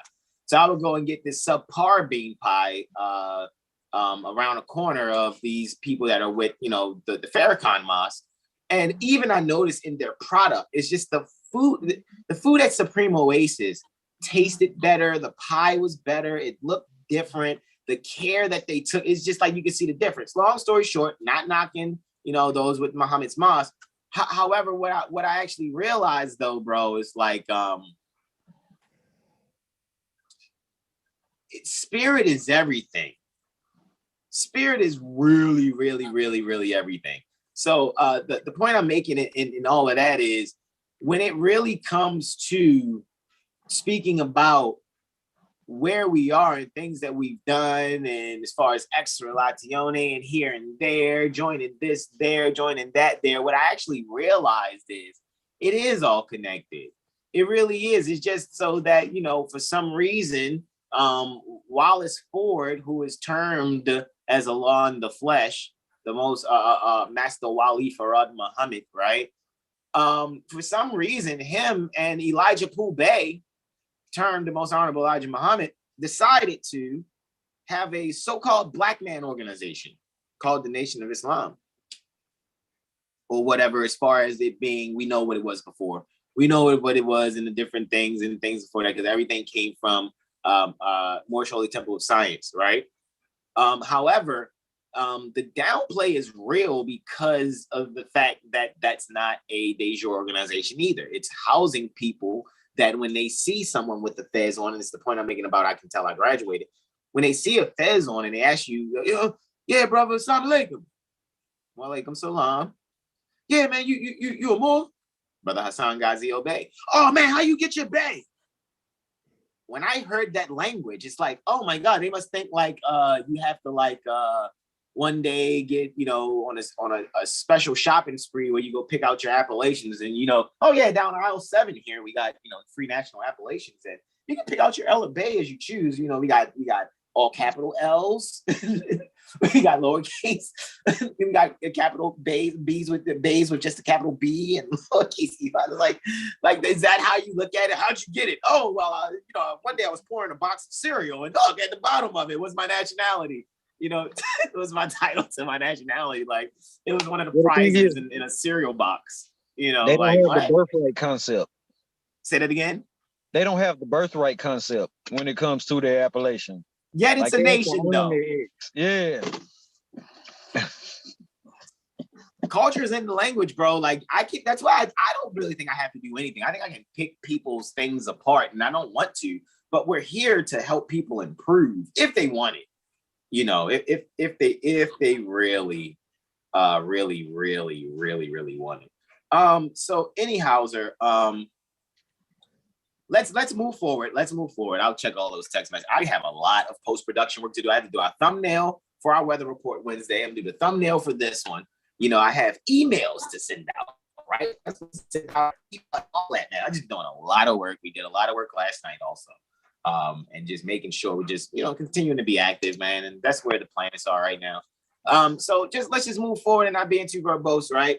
MUURCOIN, right? So Brother Walter has dealt with, as you guys can see, he's declared and proclaimed his nationalities, a student pertaining to Moorish Heritage and History School. He saw within the own dictates of his soul that it called upon him to really go and study the commerce portion, and in a way where it doesn't, you know, most people think, oh, when they do the authenticating the birth certificate, it's only a matter of time that, you know, they're going to be, you know, telling people that they don't have a right later in their birthright because they willingly authenticated a fraud that they didn't generate, they didn't originate, and now you're, you know, accomplice to human trafficking and racketeering because blah, blah, blah, blah, blah. Again, it sounds like Brother Walter is saying he's done the steps necessary that even when getting the rabid dog off of people, what he's also doing and saying also is it won't come back to him where it's like, or come back on the people where it's like, yeah, you got this rabid dog off of you, but you didn't get the rabid dog off you like we think, so you participated in animal cruelty. That we'll give that the equivalent of human trafficking and racketeering, right? So with that being said, it's like this presentation is to give Brother Walter the floor, so to speak, to give his intention behind how he's been acting. Can I say that? The reason why I'm saying acting, because that's what we're doing. We're doing good faith acts, good faith-based acts, right? The body is the actor, but the man is not the body. The mind is not the body. All right. Now, I'm not saying acting in the negative sense, right? Because when you're trustees, right? Because even if the fiduciaries of public trust do things that are not in good faith, according, correct me if I'm wrong, but according to the Secretary of State and the Attorney General, according to the Attorney General, actually, I'm not mistaken, we went over this, Brother Walter. According to the Attorney General, they would be considered bad actors or actors in bad faith. That's actually a commerce term, correct? Am I saying that properly? Yeah, no, definitely. That's definitely correct. And just to speak on what you were saying about authentication and my stance on it, basically, I even have this on a video where I think they could change or should change the name of that process, because when you look into what the definition of authentication is versus what's going on in that actual process, it doesn't add up, because it's not making the document authentic per se, but you're becoming a custodian over the document and giving you full faith and credit in the document. If it's a financial document, and the financial definition of full faith and credit basically being that the government backs the principal and interest or debt of the lower entity or lower government entity, basically. So hold on, you said government and you said government entities. Let me see if I can give my denotation to that. When you're saying that, you're really saying the IMF, International Monetary Fund, feigning as or doing business as the United States Treasury. Did I say that right? In what context? Because you're saying that with the authentication of the birth certificate and everything like that, you were saying is for the but we know they're not a government; they're a service corporation. So within their service corporation, since things are commerce, and this is leading to, because I know what you're leading to, the goal is House Joint Resolution 192, discharge all things dollar for dollar, correct? Right. Full faith and credit, right? So that deals with the Treasury, right? United States Treasury Department, right? Which exists in name only. Which exists in name only, which means it's a costume covering up or a mask. Like this is the United States Treasury Department mask. But who's behind the mask? International Monetary Fund. I knew it was you. All righty, Scooby-Doo, let's go. Type thing, right? Am I correct? Or am I off? No, more or less. I mean, to say who's behind what particular entity, I'm not going into a map of that now. But all right.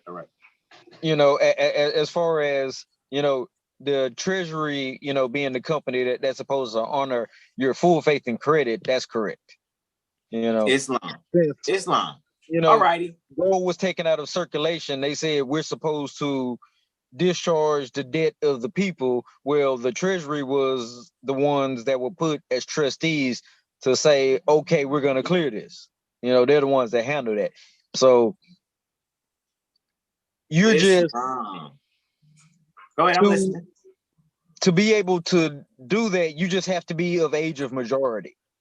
A minor can't operate in commerce and do these things, that a competent person does. So that's really all it is you're informing them, that you're competent and you need to be able to access that credit now. But they call the process authentication, which is misleading. So it shouldn't be called a birth certificate authentication process. It should be called a credit access process. Well, okay. Is that what you're saying? Well, okay, let me qualify this, because you can authenticate any document that has been notarized. So the birth certificate has been notarized, so it gets those legal implications. But technically, you can authenticate, let's say, your nationality affidavit, because when you go through the process, it does have that commercial aspect of it with the full faith and credit, how I broke down with the discharge, but it also makes the document according to Rule 44 of Federal Procedure, and they put this on a certificate. It makes that document admissible in court or in any court. So hold on. So someone could have a baptismal record. They were never born in a hospital. They could have a baptismal record. And for them to possibly operate in commerce, because they'll be obviously in trust or whatever, one could use or put together a trust certificate instrument, right?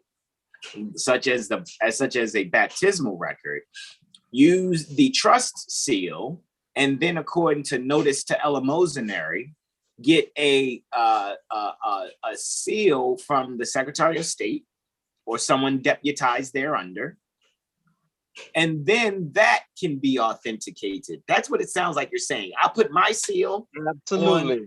on someone's baptismal record that's based on their astrology, right? There's my seal. Then they go to, let's say here near the Maryland State Republic, they go to the Secretary of State to get, boom, notarized. Now they can move forward in getting what they call, I think, the apostille or whatever the case may be. Correct me if I'm using the wrong terminology. No, that's correct.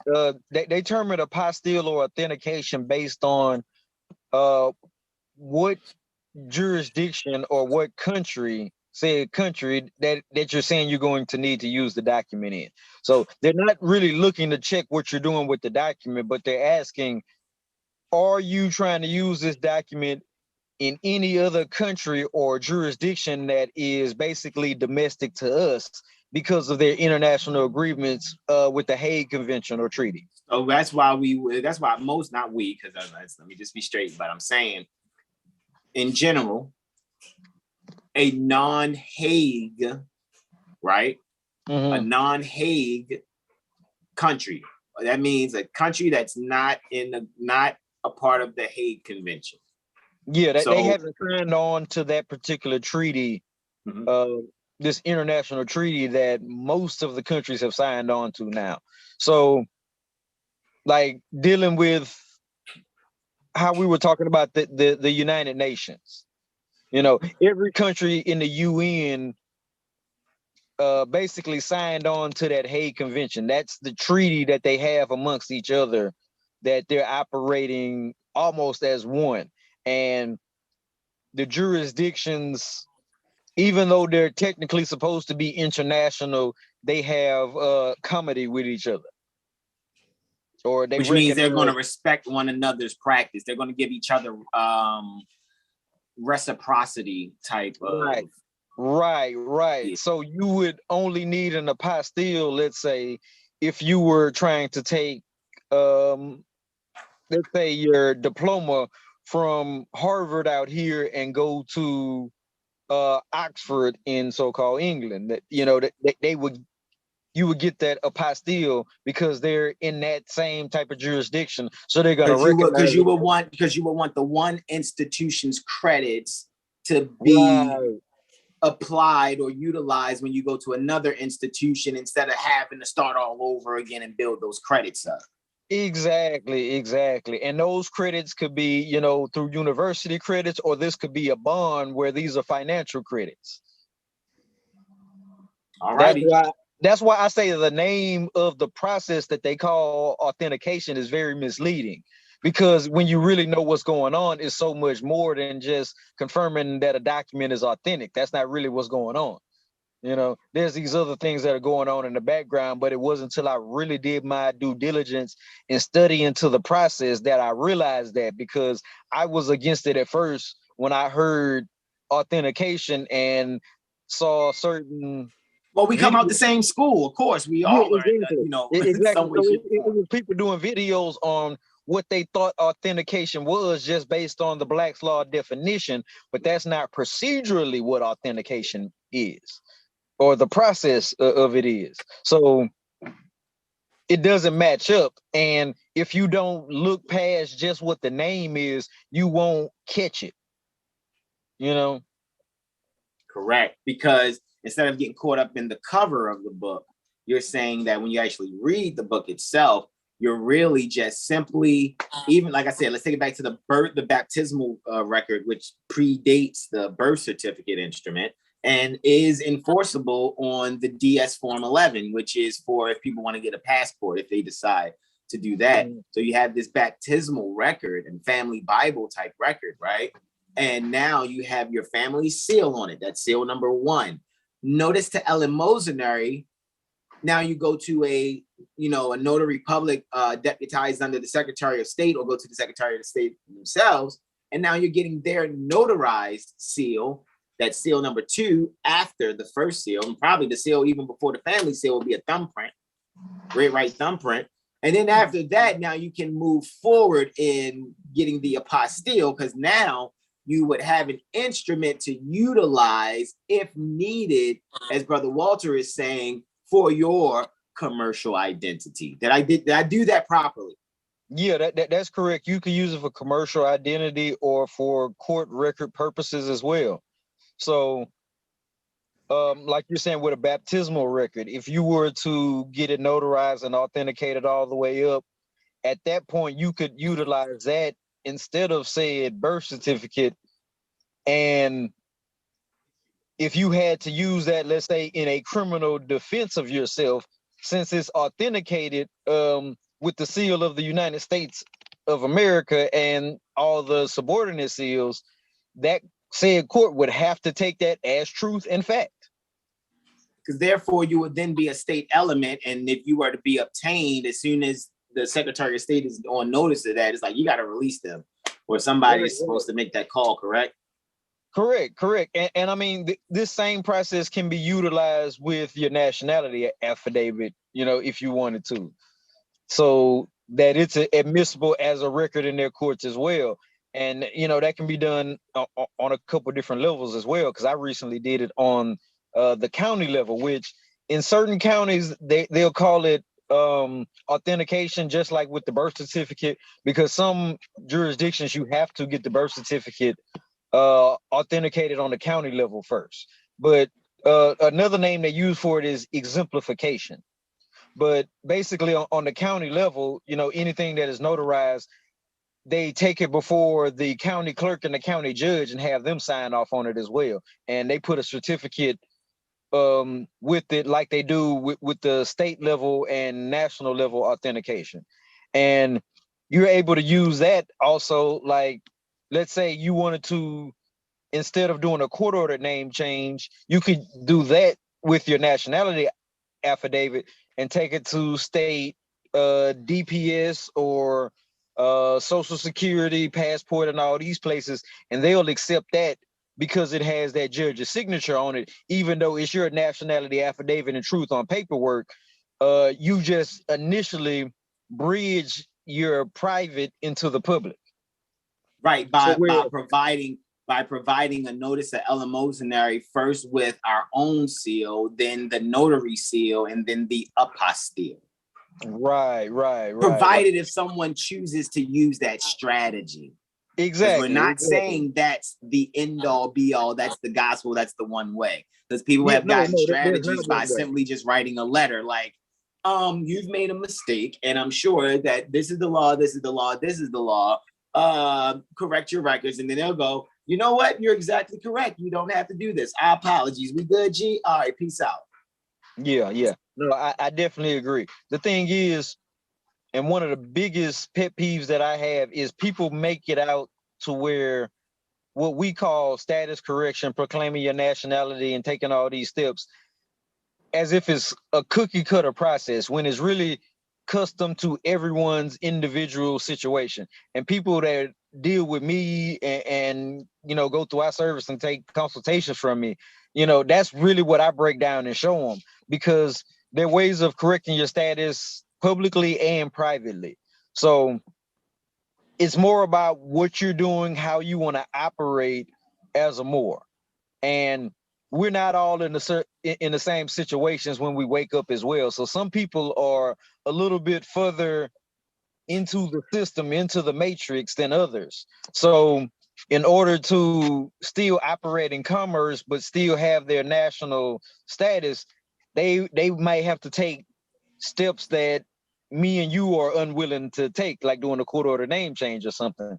If that's what it takes to change, like, their public records. Like, let's say someone was to wake up that is state licensed insurance or real estate or a lawyer, you can do that and change your name and nationality. But the thing is, because you're operating in a certain form of public commerce, you would have to take certain steps that nationals outside of that area wouldn't have to necessarily take, because you're trying to operate or continue to operate in a certain trusteeship in the public doing commerce. So that means, well, I know you say change, and we know no one can change their nationality, but what you're saying is when operating like that, someone could your nationality. But yeah, it's long. Someone could declare another nationality in that sense, is what you're saying. It's just like it's kind of in harmony with the United Nations Declarations of the Rights of the Child, 1959, where it says a child has the right to a name and nationality. So it also saying that, what it's not saying that you're changing your nationality. What it's saying is you have the right to declare, proclaim your nationality out of statelessness. When you're coming out the mindset pertaining to statelessness, then you can declare and proclaim your nationality. I yield the floor, Brother Walter, because on that portion, if you're complete, because we're talking about commerce, so people are thinking about, okay, so money. Well, money is moneta, which is either gold, silver, or copper, right? And currency, or Federal Reserve notes or paper currency, is not money. It is a claims check conceptually to money, right? Hey, I got this coupon to redeem, this. That's what the fiat currency is. It's a coupon to redeem actual metal. I'll say that depends on the jurisdiction. Constitutionally, you can say that that's correct. But, since I know we're getting into the subject of cryptocurrency and MUURCOIN and all of that there, I'll extend it out to say that I want to say it was El Salvador made Bitcoin. Also, part of their legal tender of money out there in their jurisdiction. So it depends on what jurisdiction you're operating under by how you define money. So, Moors at other times have used, different precious metals, salts, or spices, and different things, as mediums of exchange. So it's more about what we agree to. But, in the general sense of where most people are living and how we're operating, under the United States Constitution and us being in treaty with that, yes, it's, gold, silver, precious metals, things of that sort, or more money. All right, Islam, because the Federal Reserve note is actually a claims check to the actual silver or gold certificate, which is an actual claims check to the actual silver or gold. So it's like it's twice removed from the gold when you're talking a Federal Reserve note. But there's a third removal now. The third removal is the math-based currency termed cryptocurrency. However, Brother Walter, being very generous and kind and making a donation to Seven Hills Star in the form of MUURCOIN, and we are very thankful. However, we got to, learn more and get it out there to the people, because like you said, how people near the El Salvador Republic are able to utilize this so-called cryptocurrency, math-based currency, as a medium of exchange amongst themselves. And it's obviously enough people in agreement that it appears that there's a whole republic utilizing it, whereas that same awareness would have to be brought here pertaining to MUURCOIN to those that are declared and proclaimed nationals, or people say that they're actually on a path to really, being themselves based on what Prophet Noble Ali has brought. So that's the actual centerpiece to this actual impromptu improv presentation. Because I want you to go in on that, bro, because I have like hot wallets and stuff and cold wallets and things, and thinking how can we leverage this to have land and stuff, because it's a generous amount. And I do watch how, it goes up and down, and sometimes, it's like, oh snap, I'm actually a millionaire on paper. That's bananas. But I don't get into that. I don't really get into that. I just watch it go, hey, man, no, it's not a million. Hey, it's not a million. But I'll be like, how can we leverage this though for our people? Because I'm not into like, I'm not about to go pop any tags. I'm not going to go, do anything like that. I mean, if it's a tag of food, yeah, maybe.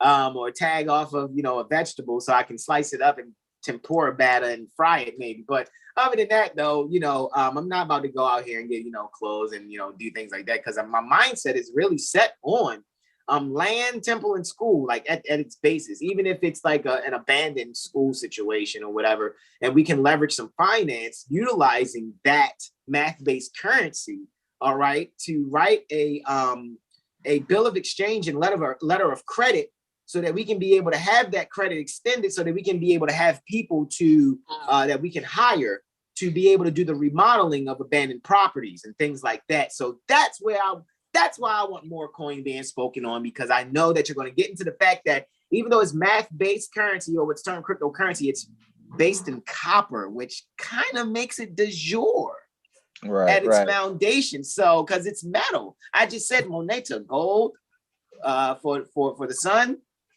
silver for the moon, and copper for Venus. So this is Venus Day. What other day but to talk about MUURCOIN on Venus Day, when it's based in copper, and copper is ruled by Venus. So go in, Brother Walter. What is MUURCOIN? Why do we have so much of it, and how can we leverage it for the people?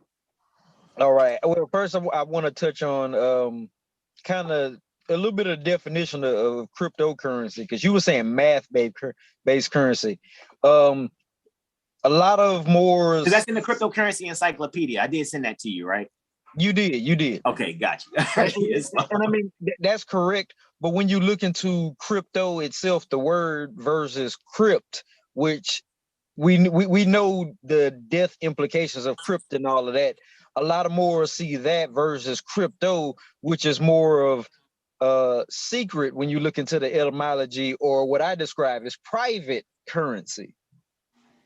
So MUURCOIN is a private currency that is outside of the jurisdiction of the United States. Now, the blockchain that it is on, XCP, or counterparty, and XCP is the main coin, is backed by copper. So in X, C, P, and P as in Paul. Got you. Xavier, correct. Charlie, Paul. Got you. Correct. So, any token based off of that platform, which the MUURCOIN is on, is backed by copper. So even constitutionally in the United States jurisdiction, MUURCOIN would still be considered de jure money, technically, if it was in the jurisdiction of the United States. Because if they tried to say, you guys are committing fraud, it's cryptocurrency, and you'd be like, well, actually, at its foundation, it's copper. So at its inception, it's de jure and it's moneta. So case dismissed on a frivolous claim. Correct? That could be part of it. Okay, I yield.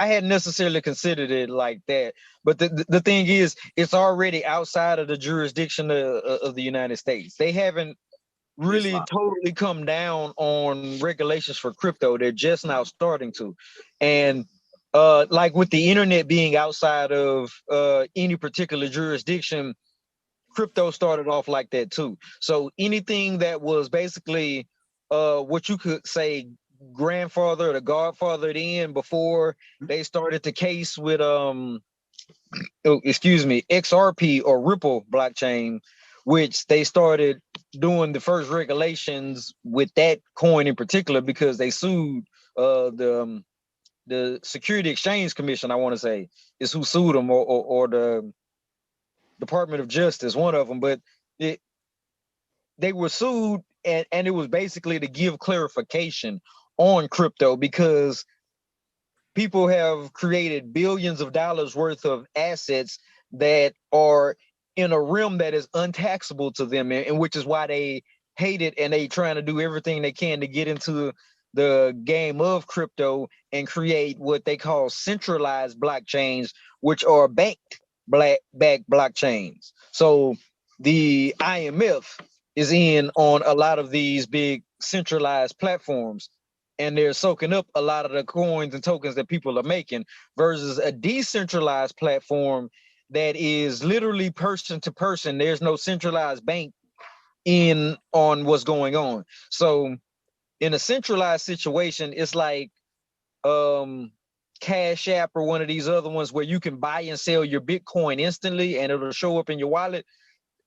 You don't actually own the Bitcoin, and you're not doing a on-block transaction is what it's called, in the crypto verse, basically. Right, because it's kind of public and it's being regulated, sort of kind. Since they're a bank, what they're doing is they're allowing it to show up in your account, but it's just a ledger transaction. They're holding all the Bitcoin. So Cash App has all the Bitcoin of anybody that's ever bought Bitcoin on that platform. And when you buy it and sell it, they just do the ledger transaction in the background so it'll reflect in your wallet versus someone else's. But it's not a digital claims moving. check. It's a digital claims check. But go ahead, it's I'm not listening. physically moving from one wallet to another. That's only the numbers and the amount is. It's like, this is the amount of credit you have. We have the stockpile, and your portion of this stockpile is this much. Exactly. That's the difference between a centralized and decentralized blockchain.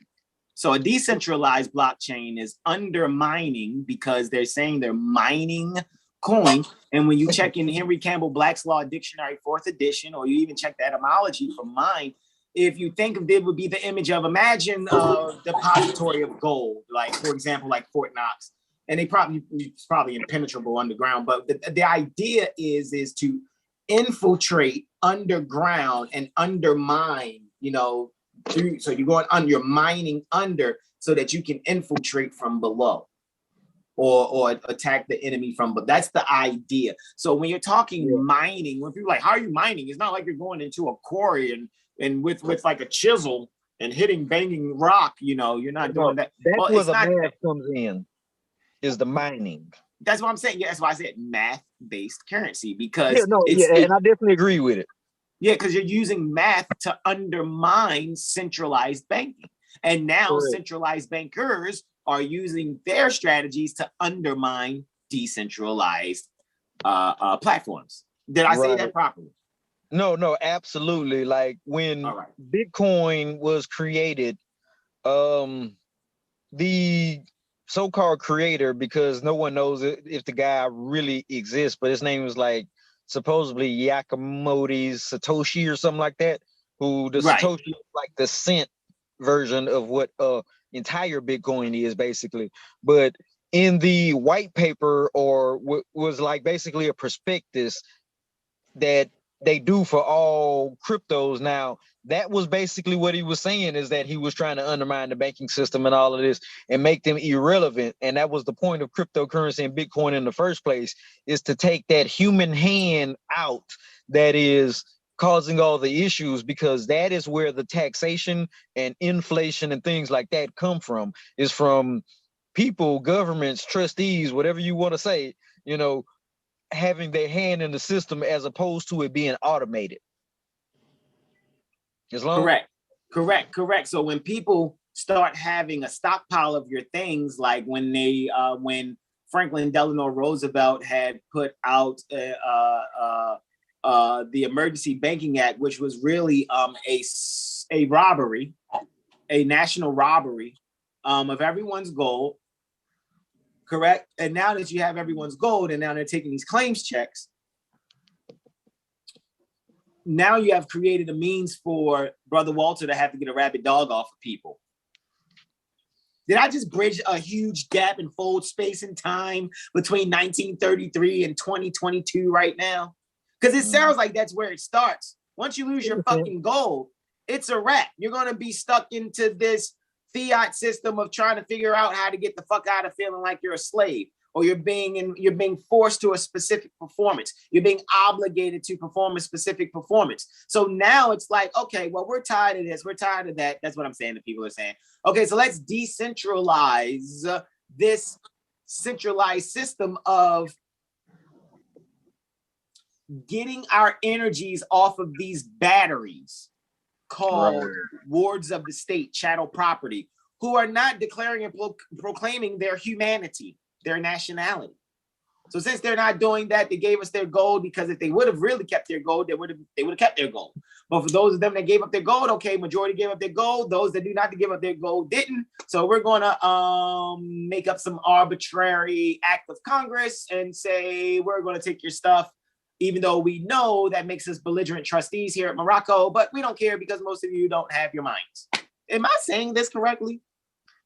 Kind of. All right. I see that part of history just a little bit different. And, it's all due to the project. See, the thing is, when the United States was recognized by Morocco.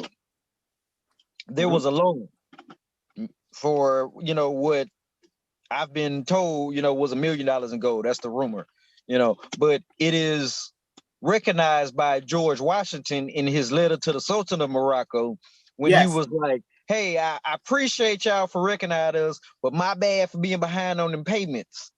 Basically. And see, my conjecture on what happened was the prophet during the 1928 Pan American Conference, he called out the world on that debt. So he was like, run my coin. Yes, exactly. And immediately run my coin, and immediately you owe me in compound interest.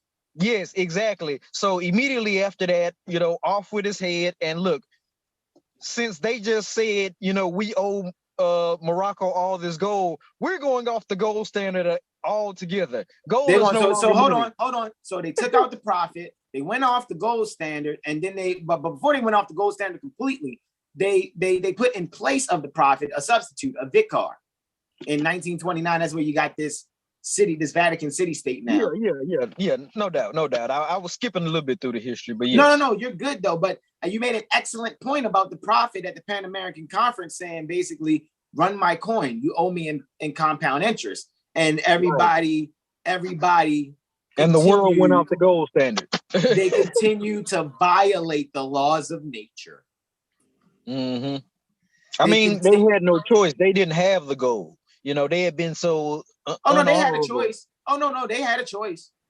Well, the thing is, they didn't have the ability have the gold, to pay the debt. But yeah, that's what I'm saying. But they had a choice to step the fuck down. Correct. And take on 3,000 miles of water. Right. And instead, what they did was revise the trust agreement without the permission of the beneficiaries. It still sounds like a crime to me. It does. No doubt. It sounds like an international war crime. Yeah, and they tried to clean it up. And they tried to clean it up after the fact. Yeah. There's no cleaning it up because we're still discussing it. Yeah, we caught on. The people are still trying to figure out if what's owed to us in compound interest is here, there's no need for your rabbit dog removal service. But we need enough clear on this? Yep, but we need enough people together to make that claim. See, the thing is, being correct or not, if we're not operating together, the rabbit dog syndrome, that's where that comes in. Like, got you. The beneficiaries have to collectively like, hey, this is not going right. You know, because just one of us, you know, alone against a police force, you know, let's say, you know, belligerent trustees, we can't really stand, you know. David always kicks Goliath's ass in my world. But go ahead, I'm listening. I know what you mean. If someone's not fully equipped and they need to be locked in elbows with the group, right. I know what you mean. However, the Owl of Man, never forget that. Bailiff of Hundreds.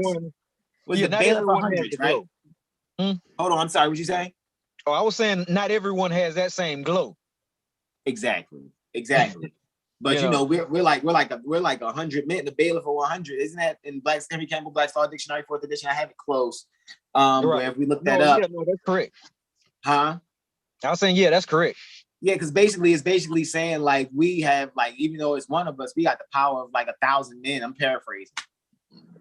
You know what I mean?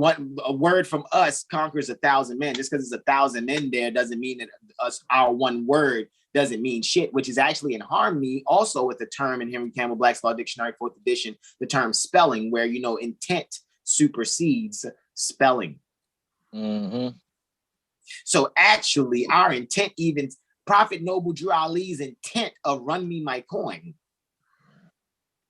still supersedes their belligerent trustee actions. Correct. Which means it's still on the table to have these people removed. Correct. It can only be removed if the people study and know what we know, how we know. Correct. We just got to step up and claim it now. So therefore, MUURCOIN, since they didn't want to run Prophet Noble Drew Ali's coin. Yeah. Let's do it. MUURCOIN now. We want to be able to, like you said, it's on the blockchain, it's on a counterparty blockchain, XCP, again, Xavier, Charlie, Paul, right? And right now it's basically one XCP, or when you go to check copper, right? Since XCP is based on copper, one XCP, let's say we're going to give hypothetical, right? One XCP, hypothetical, we're going to use round numbers, is like 10 USD, the equivalent of 10 USD, right? One MUURCOIN is the equivalent of 3 XCP. So if one XCP is 10 USD, then that means one MUURCOIN is worth 30. Correct. USD. All righty. So MUURCOIN has some value, guys. I'm telling you. It might not be Ethereum and all that other stuff that I'm kind of studying to see just what it is, because I don't participate in the crypto world. I may be studying Forex, but I don't participate in it actually. However, I can, assist my brothers that do participate in it, because thanks to Brother Corey, we were able to come across, some people out there, they have these popular training courses for Forex, and we found the guy who gives the fundamentals for free. You know what I'm saying? So, and he's not hidden. He's on YouTube. It's just funny how you find stuff, man, when you just have your divine in order prior to your national, right? So you come across a few things. However, MUURCOIN, brother, how are we using this to get the credit necessary so that we can make sure people that we hire can feed their families? So, because they're about to remodel our abandoned school buildings and things that we're getting. So instead of, looking to liquidate MUURCOIN into fiat currency, we would like to use that being as a means, as if we had actual silver or gold on us, which I do have silver, using that as a means of exchange via some type of either promissory note or bill of exchange, along with a letter of credit. Hey, there's an abandoned school. It's going to take, maybe only, 50,000 repair, but I still want to put in escrow 300,000, right? Because the escrow account just means this is the kitty we're going to be picking from to do our business. Is that correct? Right. So you can see MUURCOIN as any MUURCOIN you have as your estate property. So just like with the birth certificate, how people write instruments off of it, bonds and all of that, we're looking to do the same thing with the MUURCOIN. And a lot of it is about being able to speak the language. Like lawyers know the legalese, with definitions coming out of like Black's Law or other law dictionaries. There's a whole financial side of it. There's banking dictionaries. So we basically need to be able to properly articulate what it is that we have in this coin to the people that already operate in finance. So like you say, we can exercise either letters of credit or get loans possibly, things of that sort, using the MUURCOIN as collateral. So that's how we could use it right now, even though it's still in its infancy and people are not quite accepting it as much highly like Bitcoin or some other coin. So as long as you have what the IRS terms, I want to say it's called a transferable digital credit. Transferable digital credit. Okay, got you. Right. Got as you. long as you have that, and you can show that it has value, then they can accept it now, due to some of the newer rules and how they're operating. But it can be accepted for lawyers, for tax payments, for government payments, and other things of that sort. So we could gift, said, U.S. Treasury, some MUURCOIN. Technically, it's just it hasn't quite been done yet. In the same way people would do with bonds or things of that sort. And the same thing when it comes to using it with banks, we'd be able to use it as collateral with banks. But the thing is, we have to be able to get them to understand the value in it, like I say, just because it's a digital transferable credit, it has value according to the IRS and all of that now, the way things are written into code. So it's tangible, but they don't understand it because of the huge learning curve in the financial department. It's weird. Correct. Like they should be the ones the most on it, but they're more into the traditional centralized system than the new decentralized blockchain system. There are only certain ones that got into it, and they kind of got out when China started banning Bitcoin and mining. Well, yet in principle, though, however, they should still consider it like it's gold or silver, and still someone has a gold or silver deposit, and they're writing instruments off of that, whether it's, you know, bills of exchange, as it's called, or, you know, promissory notes, which is a bill of exchange, another type of bill of exchange, or whatever, you know what I'm saying? And it's like, hey, okay, boom, here's a bill of exchange. I do have this one dime here because my one silver dime actually kills $1 billion worth of Federal Reserve notes. Actually, it actually supersedes all that. One freaking silver dime, if you guys really know how to use that. One silver dime, which is the same amount as one constitutional dollar. You go and put a silver dime on a scale, it should be 0.8, if I'm not mistaken. You know, as far as 0.8 grams, if I'm not mistaken, right? Oh no, I mean 0.8 troy ounces. Yeah, 0.8 troy ounces, if I'm not mistaken. I think I said that correctly. However, you know, we should be able to use that, you know, that de jure coin and write, you know, what you need or whatever as collateral. You see what I'm saying? And the bank go, oh yeah, you know, he's got that silver or gold right here with us, so we're going to extend that credit, you know, so here's the banker's acceptance or whatever. But we can do that ourselves because we are the bank, technically. You know what I'm saying? It's just a matter of setting up on the other end with other institutions a wallet to do so. That's it. Yeah, they just need a freaking wallet to accept our MUURCOIN. That's it. It's not hard. The concept's easy. You know how easy it is? We're talking about it. It sounds like the future's happening right now in our conversation. Right. And see, all right, one of the issues with it though, since we're talking about accounting in general and dealing with the banks, the blockchain is a different system than the way they operate. So when you go public with a company like IPO public, you know, tradable and stocks and things of that sort, you have to switch from the cash method to the double booking method or the accrual booking method, which is how they're able to accept promissory notes and, in the same day of receiving it, transferred from a liability to an asset and clear their books the same day. So they are paid that same day. So this is why, like, Taj did a whole series on mortgage fraud, you know, and things of that sort, because of this understanding of what's going on. Because when you write the promissory note for a house, let's say that's a financial instrument, and the issue is they get you into a contract to pay it back, and then they don't give you the instrument back in the long run. You know, once you've given up all your fiat after 30 years, they've sold it off. So it's the same thing in understanding crypto, but crypto works more on the cash method than the accrual method. So it's against the way they do booking.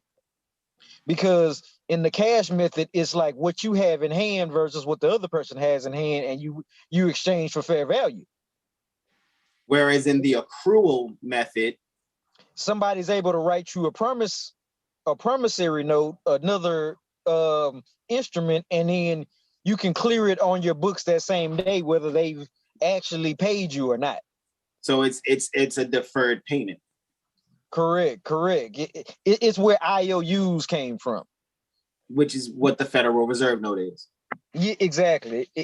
Because since you're not exchanging gold for gold, silver for silver, or things of that sort, you're exchanging your promise or your contract.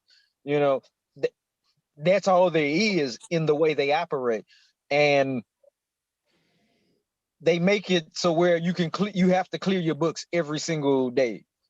You have to basically, your account has to be at zero by the end of the day.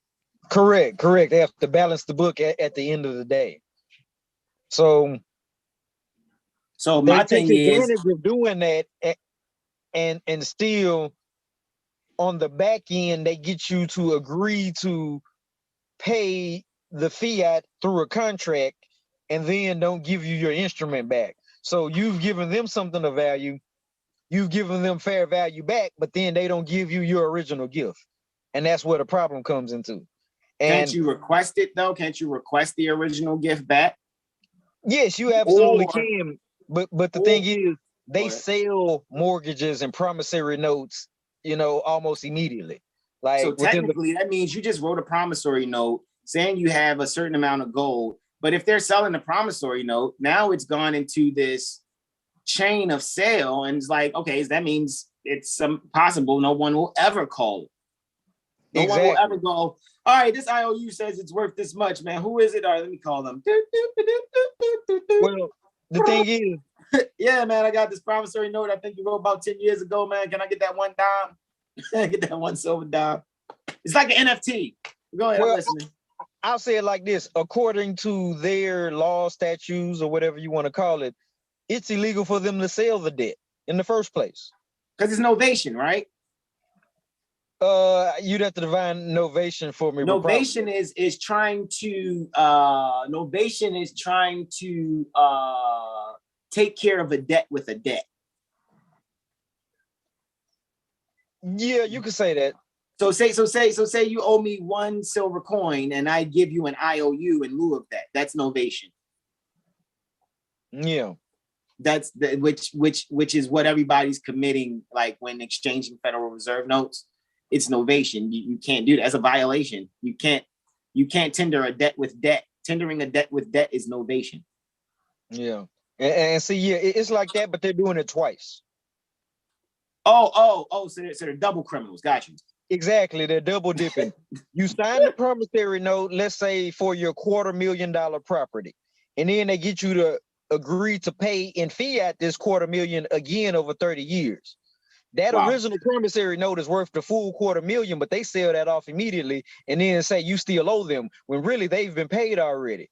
So the debt is cleared. That's what Taj was saying when you say this mortgage fraud. When they sell that debt, you now own that house. You now own that property or whatever. And within 72 hours. Yeah, and see, this is what people use, that clean credit is part of the Fair Debt Collection Practices or something like that. Yes, Fair Debt Collection Practices Act, yes. Same concept. And the thing is, people that get into what they call the secured party stuff, that's all they're learning is this type of accounting. That we're discussing freely here on Impromptu Improv. Right. You're just learning how to do it for yourself. Because when you jump into the lane of commerce, you're assumed to know already. And ignorance of the law is no excuse. So that's why people get jammed up when they don't know what they're doing, when they, step out here and incorrectly, maybe, let's say one that's real common is you're trying to clear a debt, discharge a debt, which is supposed to be dollar for dollar. What some people that I've seen have done, or a lot, I'll say, is write it for more and try and get a refund back, which is not dollar for dollar. So this is not what the law says. That's laundering now. Exactly. So they're trying to gain a benefit at that point, as opposed to just trying to clear a debt. And see, that becomes minimum contact, you could say. Okay, do things like that. And that brings in the claim for jurisdiction and taxation. Got you. Because now what it sounds like is what you've now done is you've set the platform once again to put yourself in the principal position and them back in the servant position, where now they're doing because you're giving delivery instructions. Did I say that correctly? I get what you're saying. The way I would put it is you're asking for more than what was promised, or what was set in stone in the contract. Lawfully demanding. Yeah, but right? the contract says dollar for dollar, or the public law, dollar for dollar. So anything okay, past hold that, on, time out. So okay, I think I got it now. What you're saying is, instead of people trying to get access by trying to say if it's 30,000, but somebody tries to write it for 35,000, and then it gets it whatever happens, or whatever happens, and it's like, yo, where's my refund for that extra 5 if we took care of it? Because people are thinking or hoping that they'll get a check for 5,000 back off of a promissory note that they wrote out of just concept. So now out of concept, now that I've written in access, now you're the fiduciary responsible in making sure that what comes back to my trust is the excess that I created. However, upon acceptance by that person, shouldn't they then, upon acceptance, technically they should be sending that back? But I'm saying that's still not, we know that's not good faith. That's what you're saying. You're getting to the fact that that's just not good faith, period. That's not a good faith-based practice. Correct. So I yield. Yeah, and that's something, you either see them make the news if they do it too big, or they'll ghost people. I've seen too, because there's been instances where Moors have done that, got checks back, but then it's technically unlawful to be cashing it. So at that point, you just created some huge taxable event where they charge you for it now, because basically, like you said, you did something in bad faith. You just can, because you kind of, it was, let me think about it. It's like, okay, it's almost like, it's what they call self-dealing when it comes to debt. You can't create a debt for yourself, like in the future. Yeah, in the future, but then clear that debt yourself too. But it almost sounds like, if I can write something out dollar for dollar and I know it's reoccurring, then I don't need a check. I don't need a check. Just keep applying that amount. Like, let's say if I want to do business for 10 years, and every year a company wants 10,000 a year. So that's 100,000 for a 10-year contract. And they only want to give me a statement every year in the middle of the year for the 10,000 or whatever. And they expect me only to write out for the 10,000. But I go, hey, 100,000, just for right now. And the access, apply to the future. Now, what if that company bankrupts next year? Is that what you're saying then? Like, could be at the end of the day, Hermes Trismegistus, right? Mercury is the greatest, because this all is nothing but commerce, writing, thinking, short distance travel. You know what I mean? It's all mercurial, bro. But go ahead, I'm listening to you, because I hope I'm not getting off course. You know what I'm saying? Like, I'm just, my ideas are popping right now. No, and that can work if they're willing to accept it. The only thing with the reoccurring bills is the definition of debt. The debt due is 90 days past due. That's the only issue. So if they're setting it up where they only invoice you once a year, if it's been over 90 days since the service was started or whatever it is dealing with utilities, you could do that if they're willing to accept it.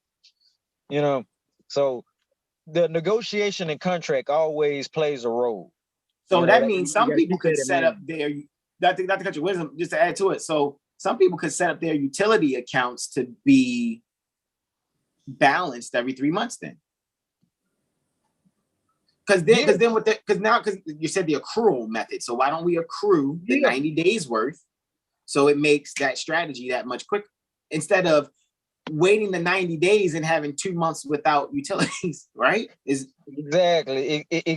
So that's part of the contract. And see, that's why I always said my strategy, if I'm going to imply it like that, would always be to clear out the entire contract. So that could be a whole year's worth, and then give them the time to process the instrument, and accept it. So at that point, I'm not wondering would they cut off my service at all. Let's switch the product then, for which the service is being provided for then, because you just gave this cell phone example. So say someone wants the new 2-year contract, they want the new iPhone 5011, right? 5011 Pro X Max or whatever. And instead of them having $20,000 for that new iPhone, instead of them having $20,000 for it, what you're saying is now we can leverage via an offer to whatever cell phone service company for that 2-year contract, because it's not a debt owed. I mean, it's not a debt due. This is a debt owed, which means it's a contractual and it's for 2 years. So you don't have the burden of, man, I got to reach in my pocket every month.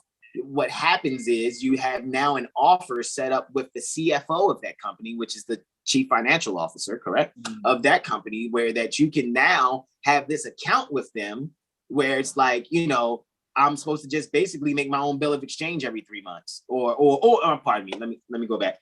With this contract, let's say they want $150 a month, which is $1,800 a year. 2-year contract, that's $3,600 for a 2-year contract. $3,600 for a 2-year contract. Now what you're saying, we can write a bill of exchange for $3,600. Boom, now we got a cell phone, ain't got to worry about shit for 2 years. Right? It's that simple. I don't think it's hard. That's an easy concept. That's the strategy that will be best case scenario. You know, the only thing to consider, you know, besides that is, are they able to accept the instrument? Because like in my video, discharging debt versus paying bills, one of the statuses is the status of who's receiving the instrument and whether that company basically is public. Like I was saying, IPO public. Because they are accounts receivable. Right. They're able to process that instrument, clear it on their books and all of that there. The thing is, if you're on the cash method, mom and pop, usually you can't do that. So, because you didn't set it up ahead of time. You didn't have the writ precede your special appearance in that venue. Correct. The way they're commercially set up with their accounting, they're not able to accept that type of instrument. Whereas on the accrual method, anything that is a promise written and signed pretty much can be accepted as credit of some sort. Correct. Absolutely. Man, this is perfect, bro.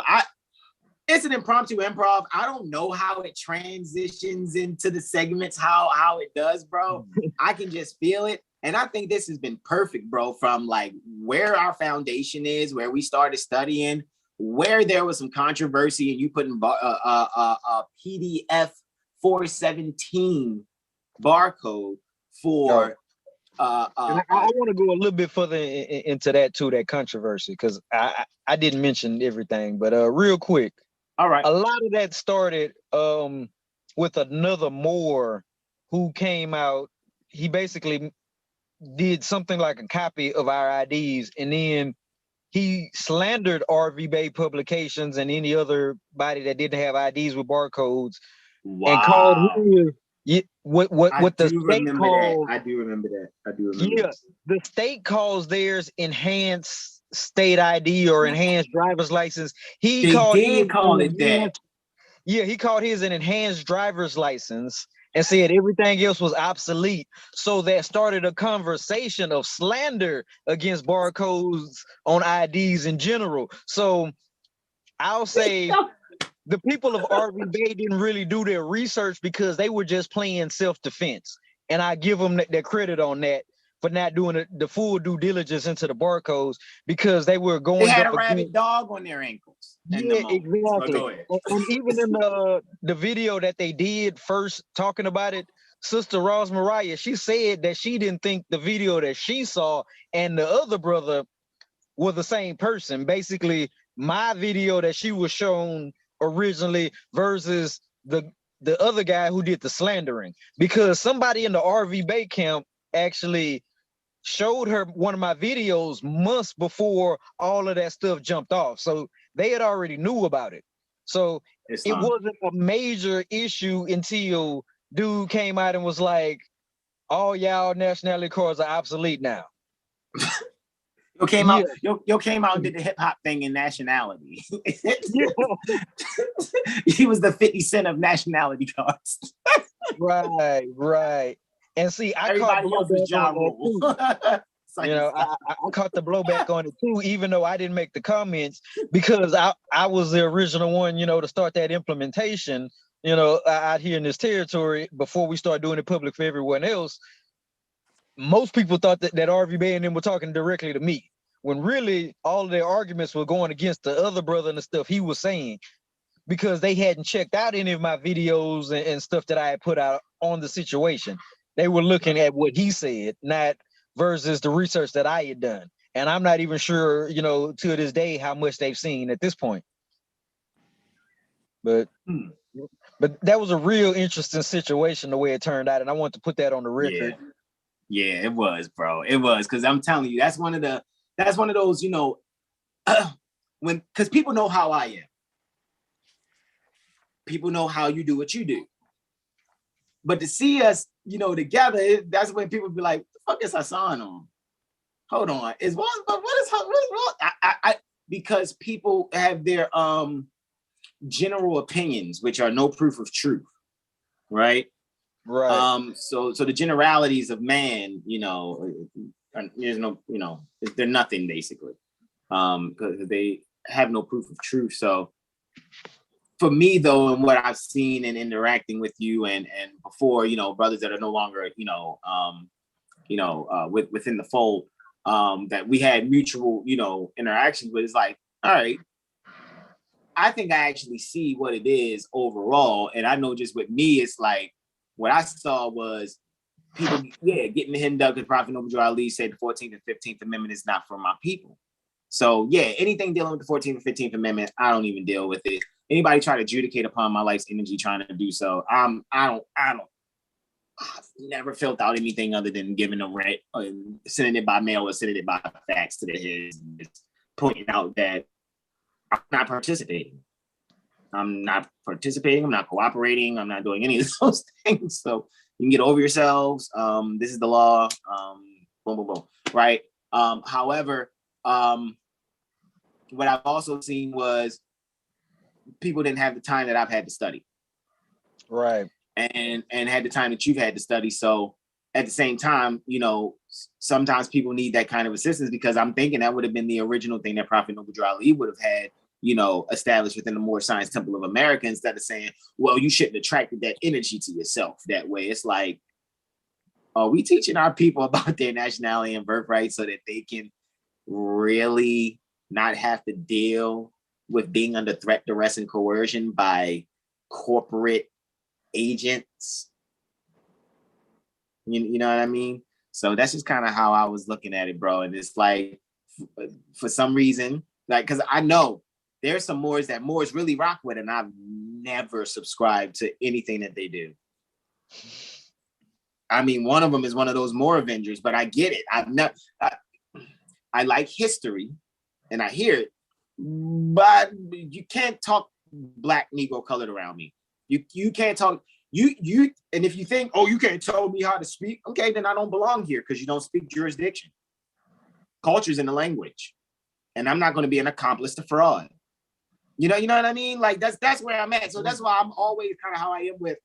So let me make sure, you know, the de jure denotation of what you're saying is really this, because I know you don't mean this connotative, you know, de facto stuff that you're saying. So what is the, you know, and that's what we've been doing this conversation, you know, to make sure that, you know, whatever's being done, the national Geppetto is actually ex relatione, the all capital letter transmitting utility Pinocchio, which is utilized to be able to feed the national Geppetto, so to speak. But you know, and I'm talking about in the sense of just one being the puppet master and the puppet. I'm not speaking in the sense of you know, pedophilia at all, because we already know that real story of Pinocchio is not a real pretty story when you analyze it in that fashion either.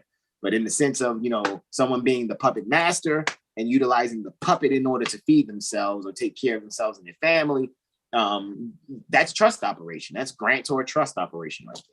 And really, it's allodial, because the grantor that has the trust is also the beneficiary. So that's allodial. That's what they call a double stock trust in the public trust, which they're not supposed to be doing, your Vatican state vicar people. You're double dipping the chip. You're not even the ones that are allowed to. You know what I'm saying? Because You're not an allodial. Allodial means you're both the you both have beneficial title and legal title. Period. Islam. So with that being said, any questions, comments, and or suggestions? Is there anything we didn't touch on? I mean, I know I put up the astrology chart just so I can look at it, just so the astrologers can look at it. We didn't really go in on it because Brother Walter, I'm telling you, just like how we had Brother Amazite, and then we're going to have Brother Cujo next cycle on the 25th. And then on the 4th March, we'll have Brother Amazite back for the second time. And I trust we'll have a special guest with us. I'm going to wait till the special guest shows up. And I hope he can just turn his camera on one time and be like, yeah, it's me. And then he can turn his camera back off. Like, yes, I told y'all it was that brother. I told you. Because we've been on the phone with him. Me, you, and Amazon. You know what I'm saying? We've been on the phone with him. And if I'm not mistaken, I thought Brother Corey might have been on the phone too. I don't know, man. That's Brother Corey.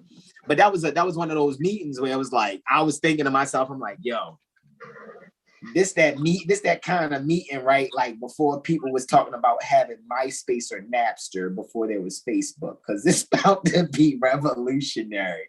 This is a big, because I'm sitting there like, yo, I'm actually the baby in the topic. However, I have a Rolodex, so I can connect people. You see what I'm saying? So by me being able to connect people, you feel me? It's like, dang, my man just did this with the MUURCOIN, and then my brother just did this with the MUURCOIN, and then my brother's over here is doing this with the metaverse. Hey guys, let's get in the conference real quick. Let's see what happens. Let's see what happens. And man, I ain't gonna front y'all. I was on the phone like,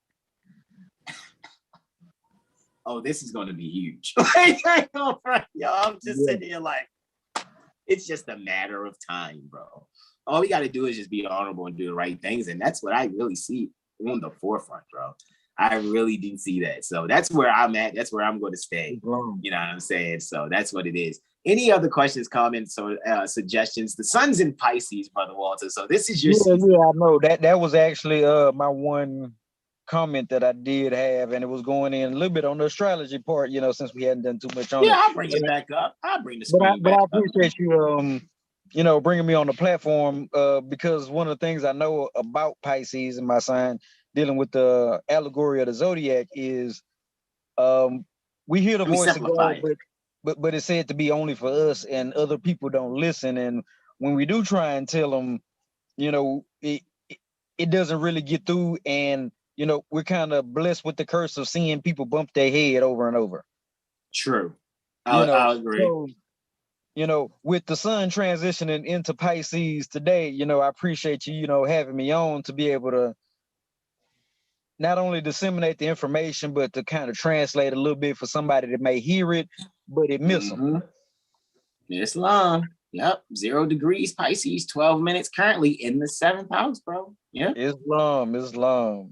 That's Islam. So yeah, man, it's a perfect time, man, because I know it's your season, bro. So with that being said, man, I really, Brother Walter, I really appreciate you coming along to be able to share, because it's funny, because it's dealing with finances, and the type of finance you're talking about is electronic space, and Uranus right here at 11 degrees Taurus, 14 minutes, right? Uranus deals with electronics, sudden change, right? And like I said before, I think I kind of mistaken it, but if I remember properly, Jim Henson was born around 1933 when Uranus was in Taurus last time. You know, he's the creator of Muppets and Monsters, and when Uranus, I think, was let me see, was it squaring it? It was something in the 60s, I think, that position. And then you got like the Cookie Monster and the monsters. So, you know, Uranus and Taurus has this monster thing. You know, shout out to my colleagues that shared that. I was like, that's an interesting perspective.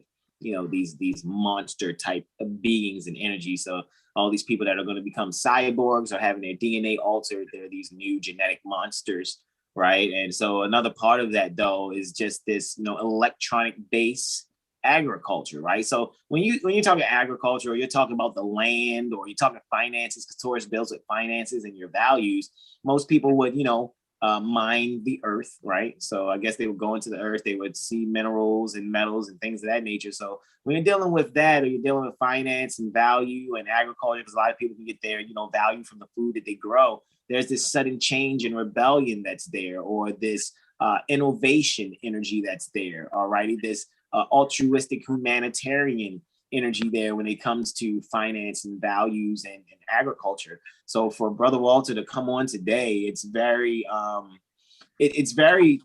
telling, and it's amazing also because if I really look at this, right, Uranus and the sun are about 70 degrees away. Let's see, so 71 degrees away, if I'm not mistaken. So with that being said, that's almost a quintile, which is 72 degrees is a quintile. That's 1/5 of the zodiac, right? So that's that creative relationship there just about. So there's this creative energy and a way for us to be able to relate, right? That 7th house relating the creativity. The sun deals with creativity. However, we're bringing to the full center stage a new way of interacting, right? And especially with Saturn, which rules anciently Aquarius, which Uranus is the co-ruler for. So Uranus is bringing its energy from the 10th house in Taurus to Aquarius, which now Saturn setting here, all right, he would now be bringing the energy of innovation in relating or in relationships or contracting, because 7th house would deal with contract. The opposite of contract is expand. So most people sometimes through contracts expand, just like, you know, when you inhale, you expand your lungs, and when you exhale, they contract, right? So when it comes to bringing this innovation, right, pertaining to the values, right, and the status thereof, because status is 10th house, and where we're headed, what's our destiny pertaining to our status in the future? North Node is your destiny, or the destiny collectively. When it comes to this innovative destiny or this electronic value destiny, it's really ruling over or bringing from its status house to the way that we're doing contracting and relating with others in a way where we're able to be innovatively disciplined in how we are creative in how we contract with others. And that's exactly what we just spoke on, even down to leveraging collateral, writing bills of exchange and letters of credit. All righty, which I know it seems like we're giving up jewels and gems. However, guys, if you're not really wrapping your mind around this and really have the spirit of the law on your dial plate, these are just really this was just a mental masturbation conversation for those that, you know, really don't comprehend just the concepts, because everything is hypnosis and it's all illusion. It's just a matter of what's your decision, which hypnosis are you choosing to be able to keep people from trying to keep you obligated to offers through via tacit acquiescence. All righty. So with that being said, this is beautiful to really see this. Pisces in the 8th house, and it's so interesting. 8th house deals with other people's property. 8th house is second to the 7th. So when it comes to the values of relating or the interaction with others, Jupiter and Neptune are there making sure they're expanding the institution pertaining to joint finances, right? So with that, I'm going to yield the floor. Any questions, comments, and or suggestions? Brother Benjamin, did you want to add anything? Oh, no, I'm solid, man. Just soaking up what I didn't know before. But not trying to masturbate, but, you know, soaking it up. You're hilarious, bro. But humble as ever, bro. Just meek as ever, bro. That's very strong and courageous of you as always, Brother Benjamin. My magnificent bros. I appreciate you both. Let me stop this astro clock. Let me just stop the screen share. Actually, keep the astro clock going. Actually.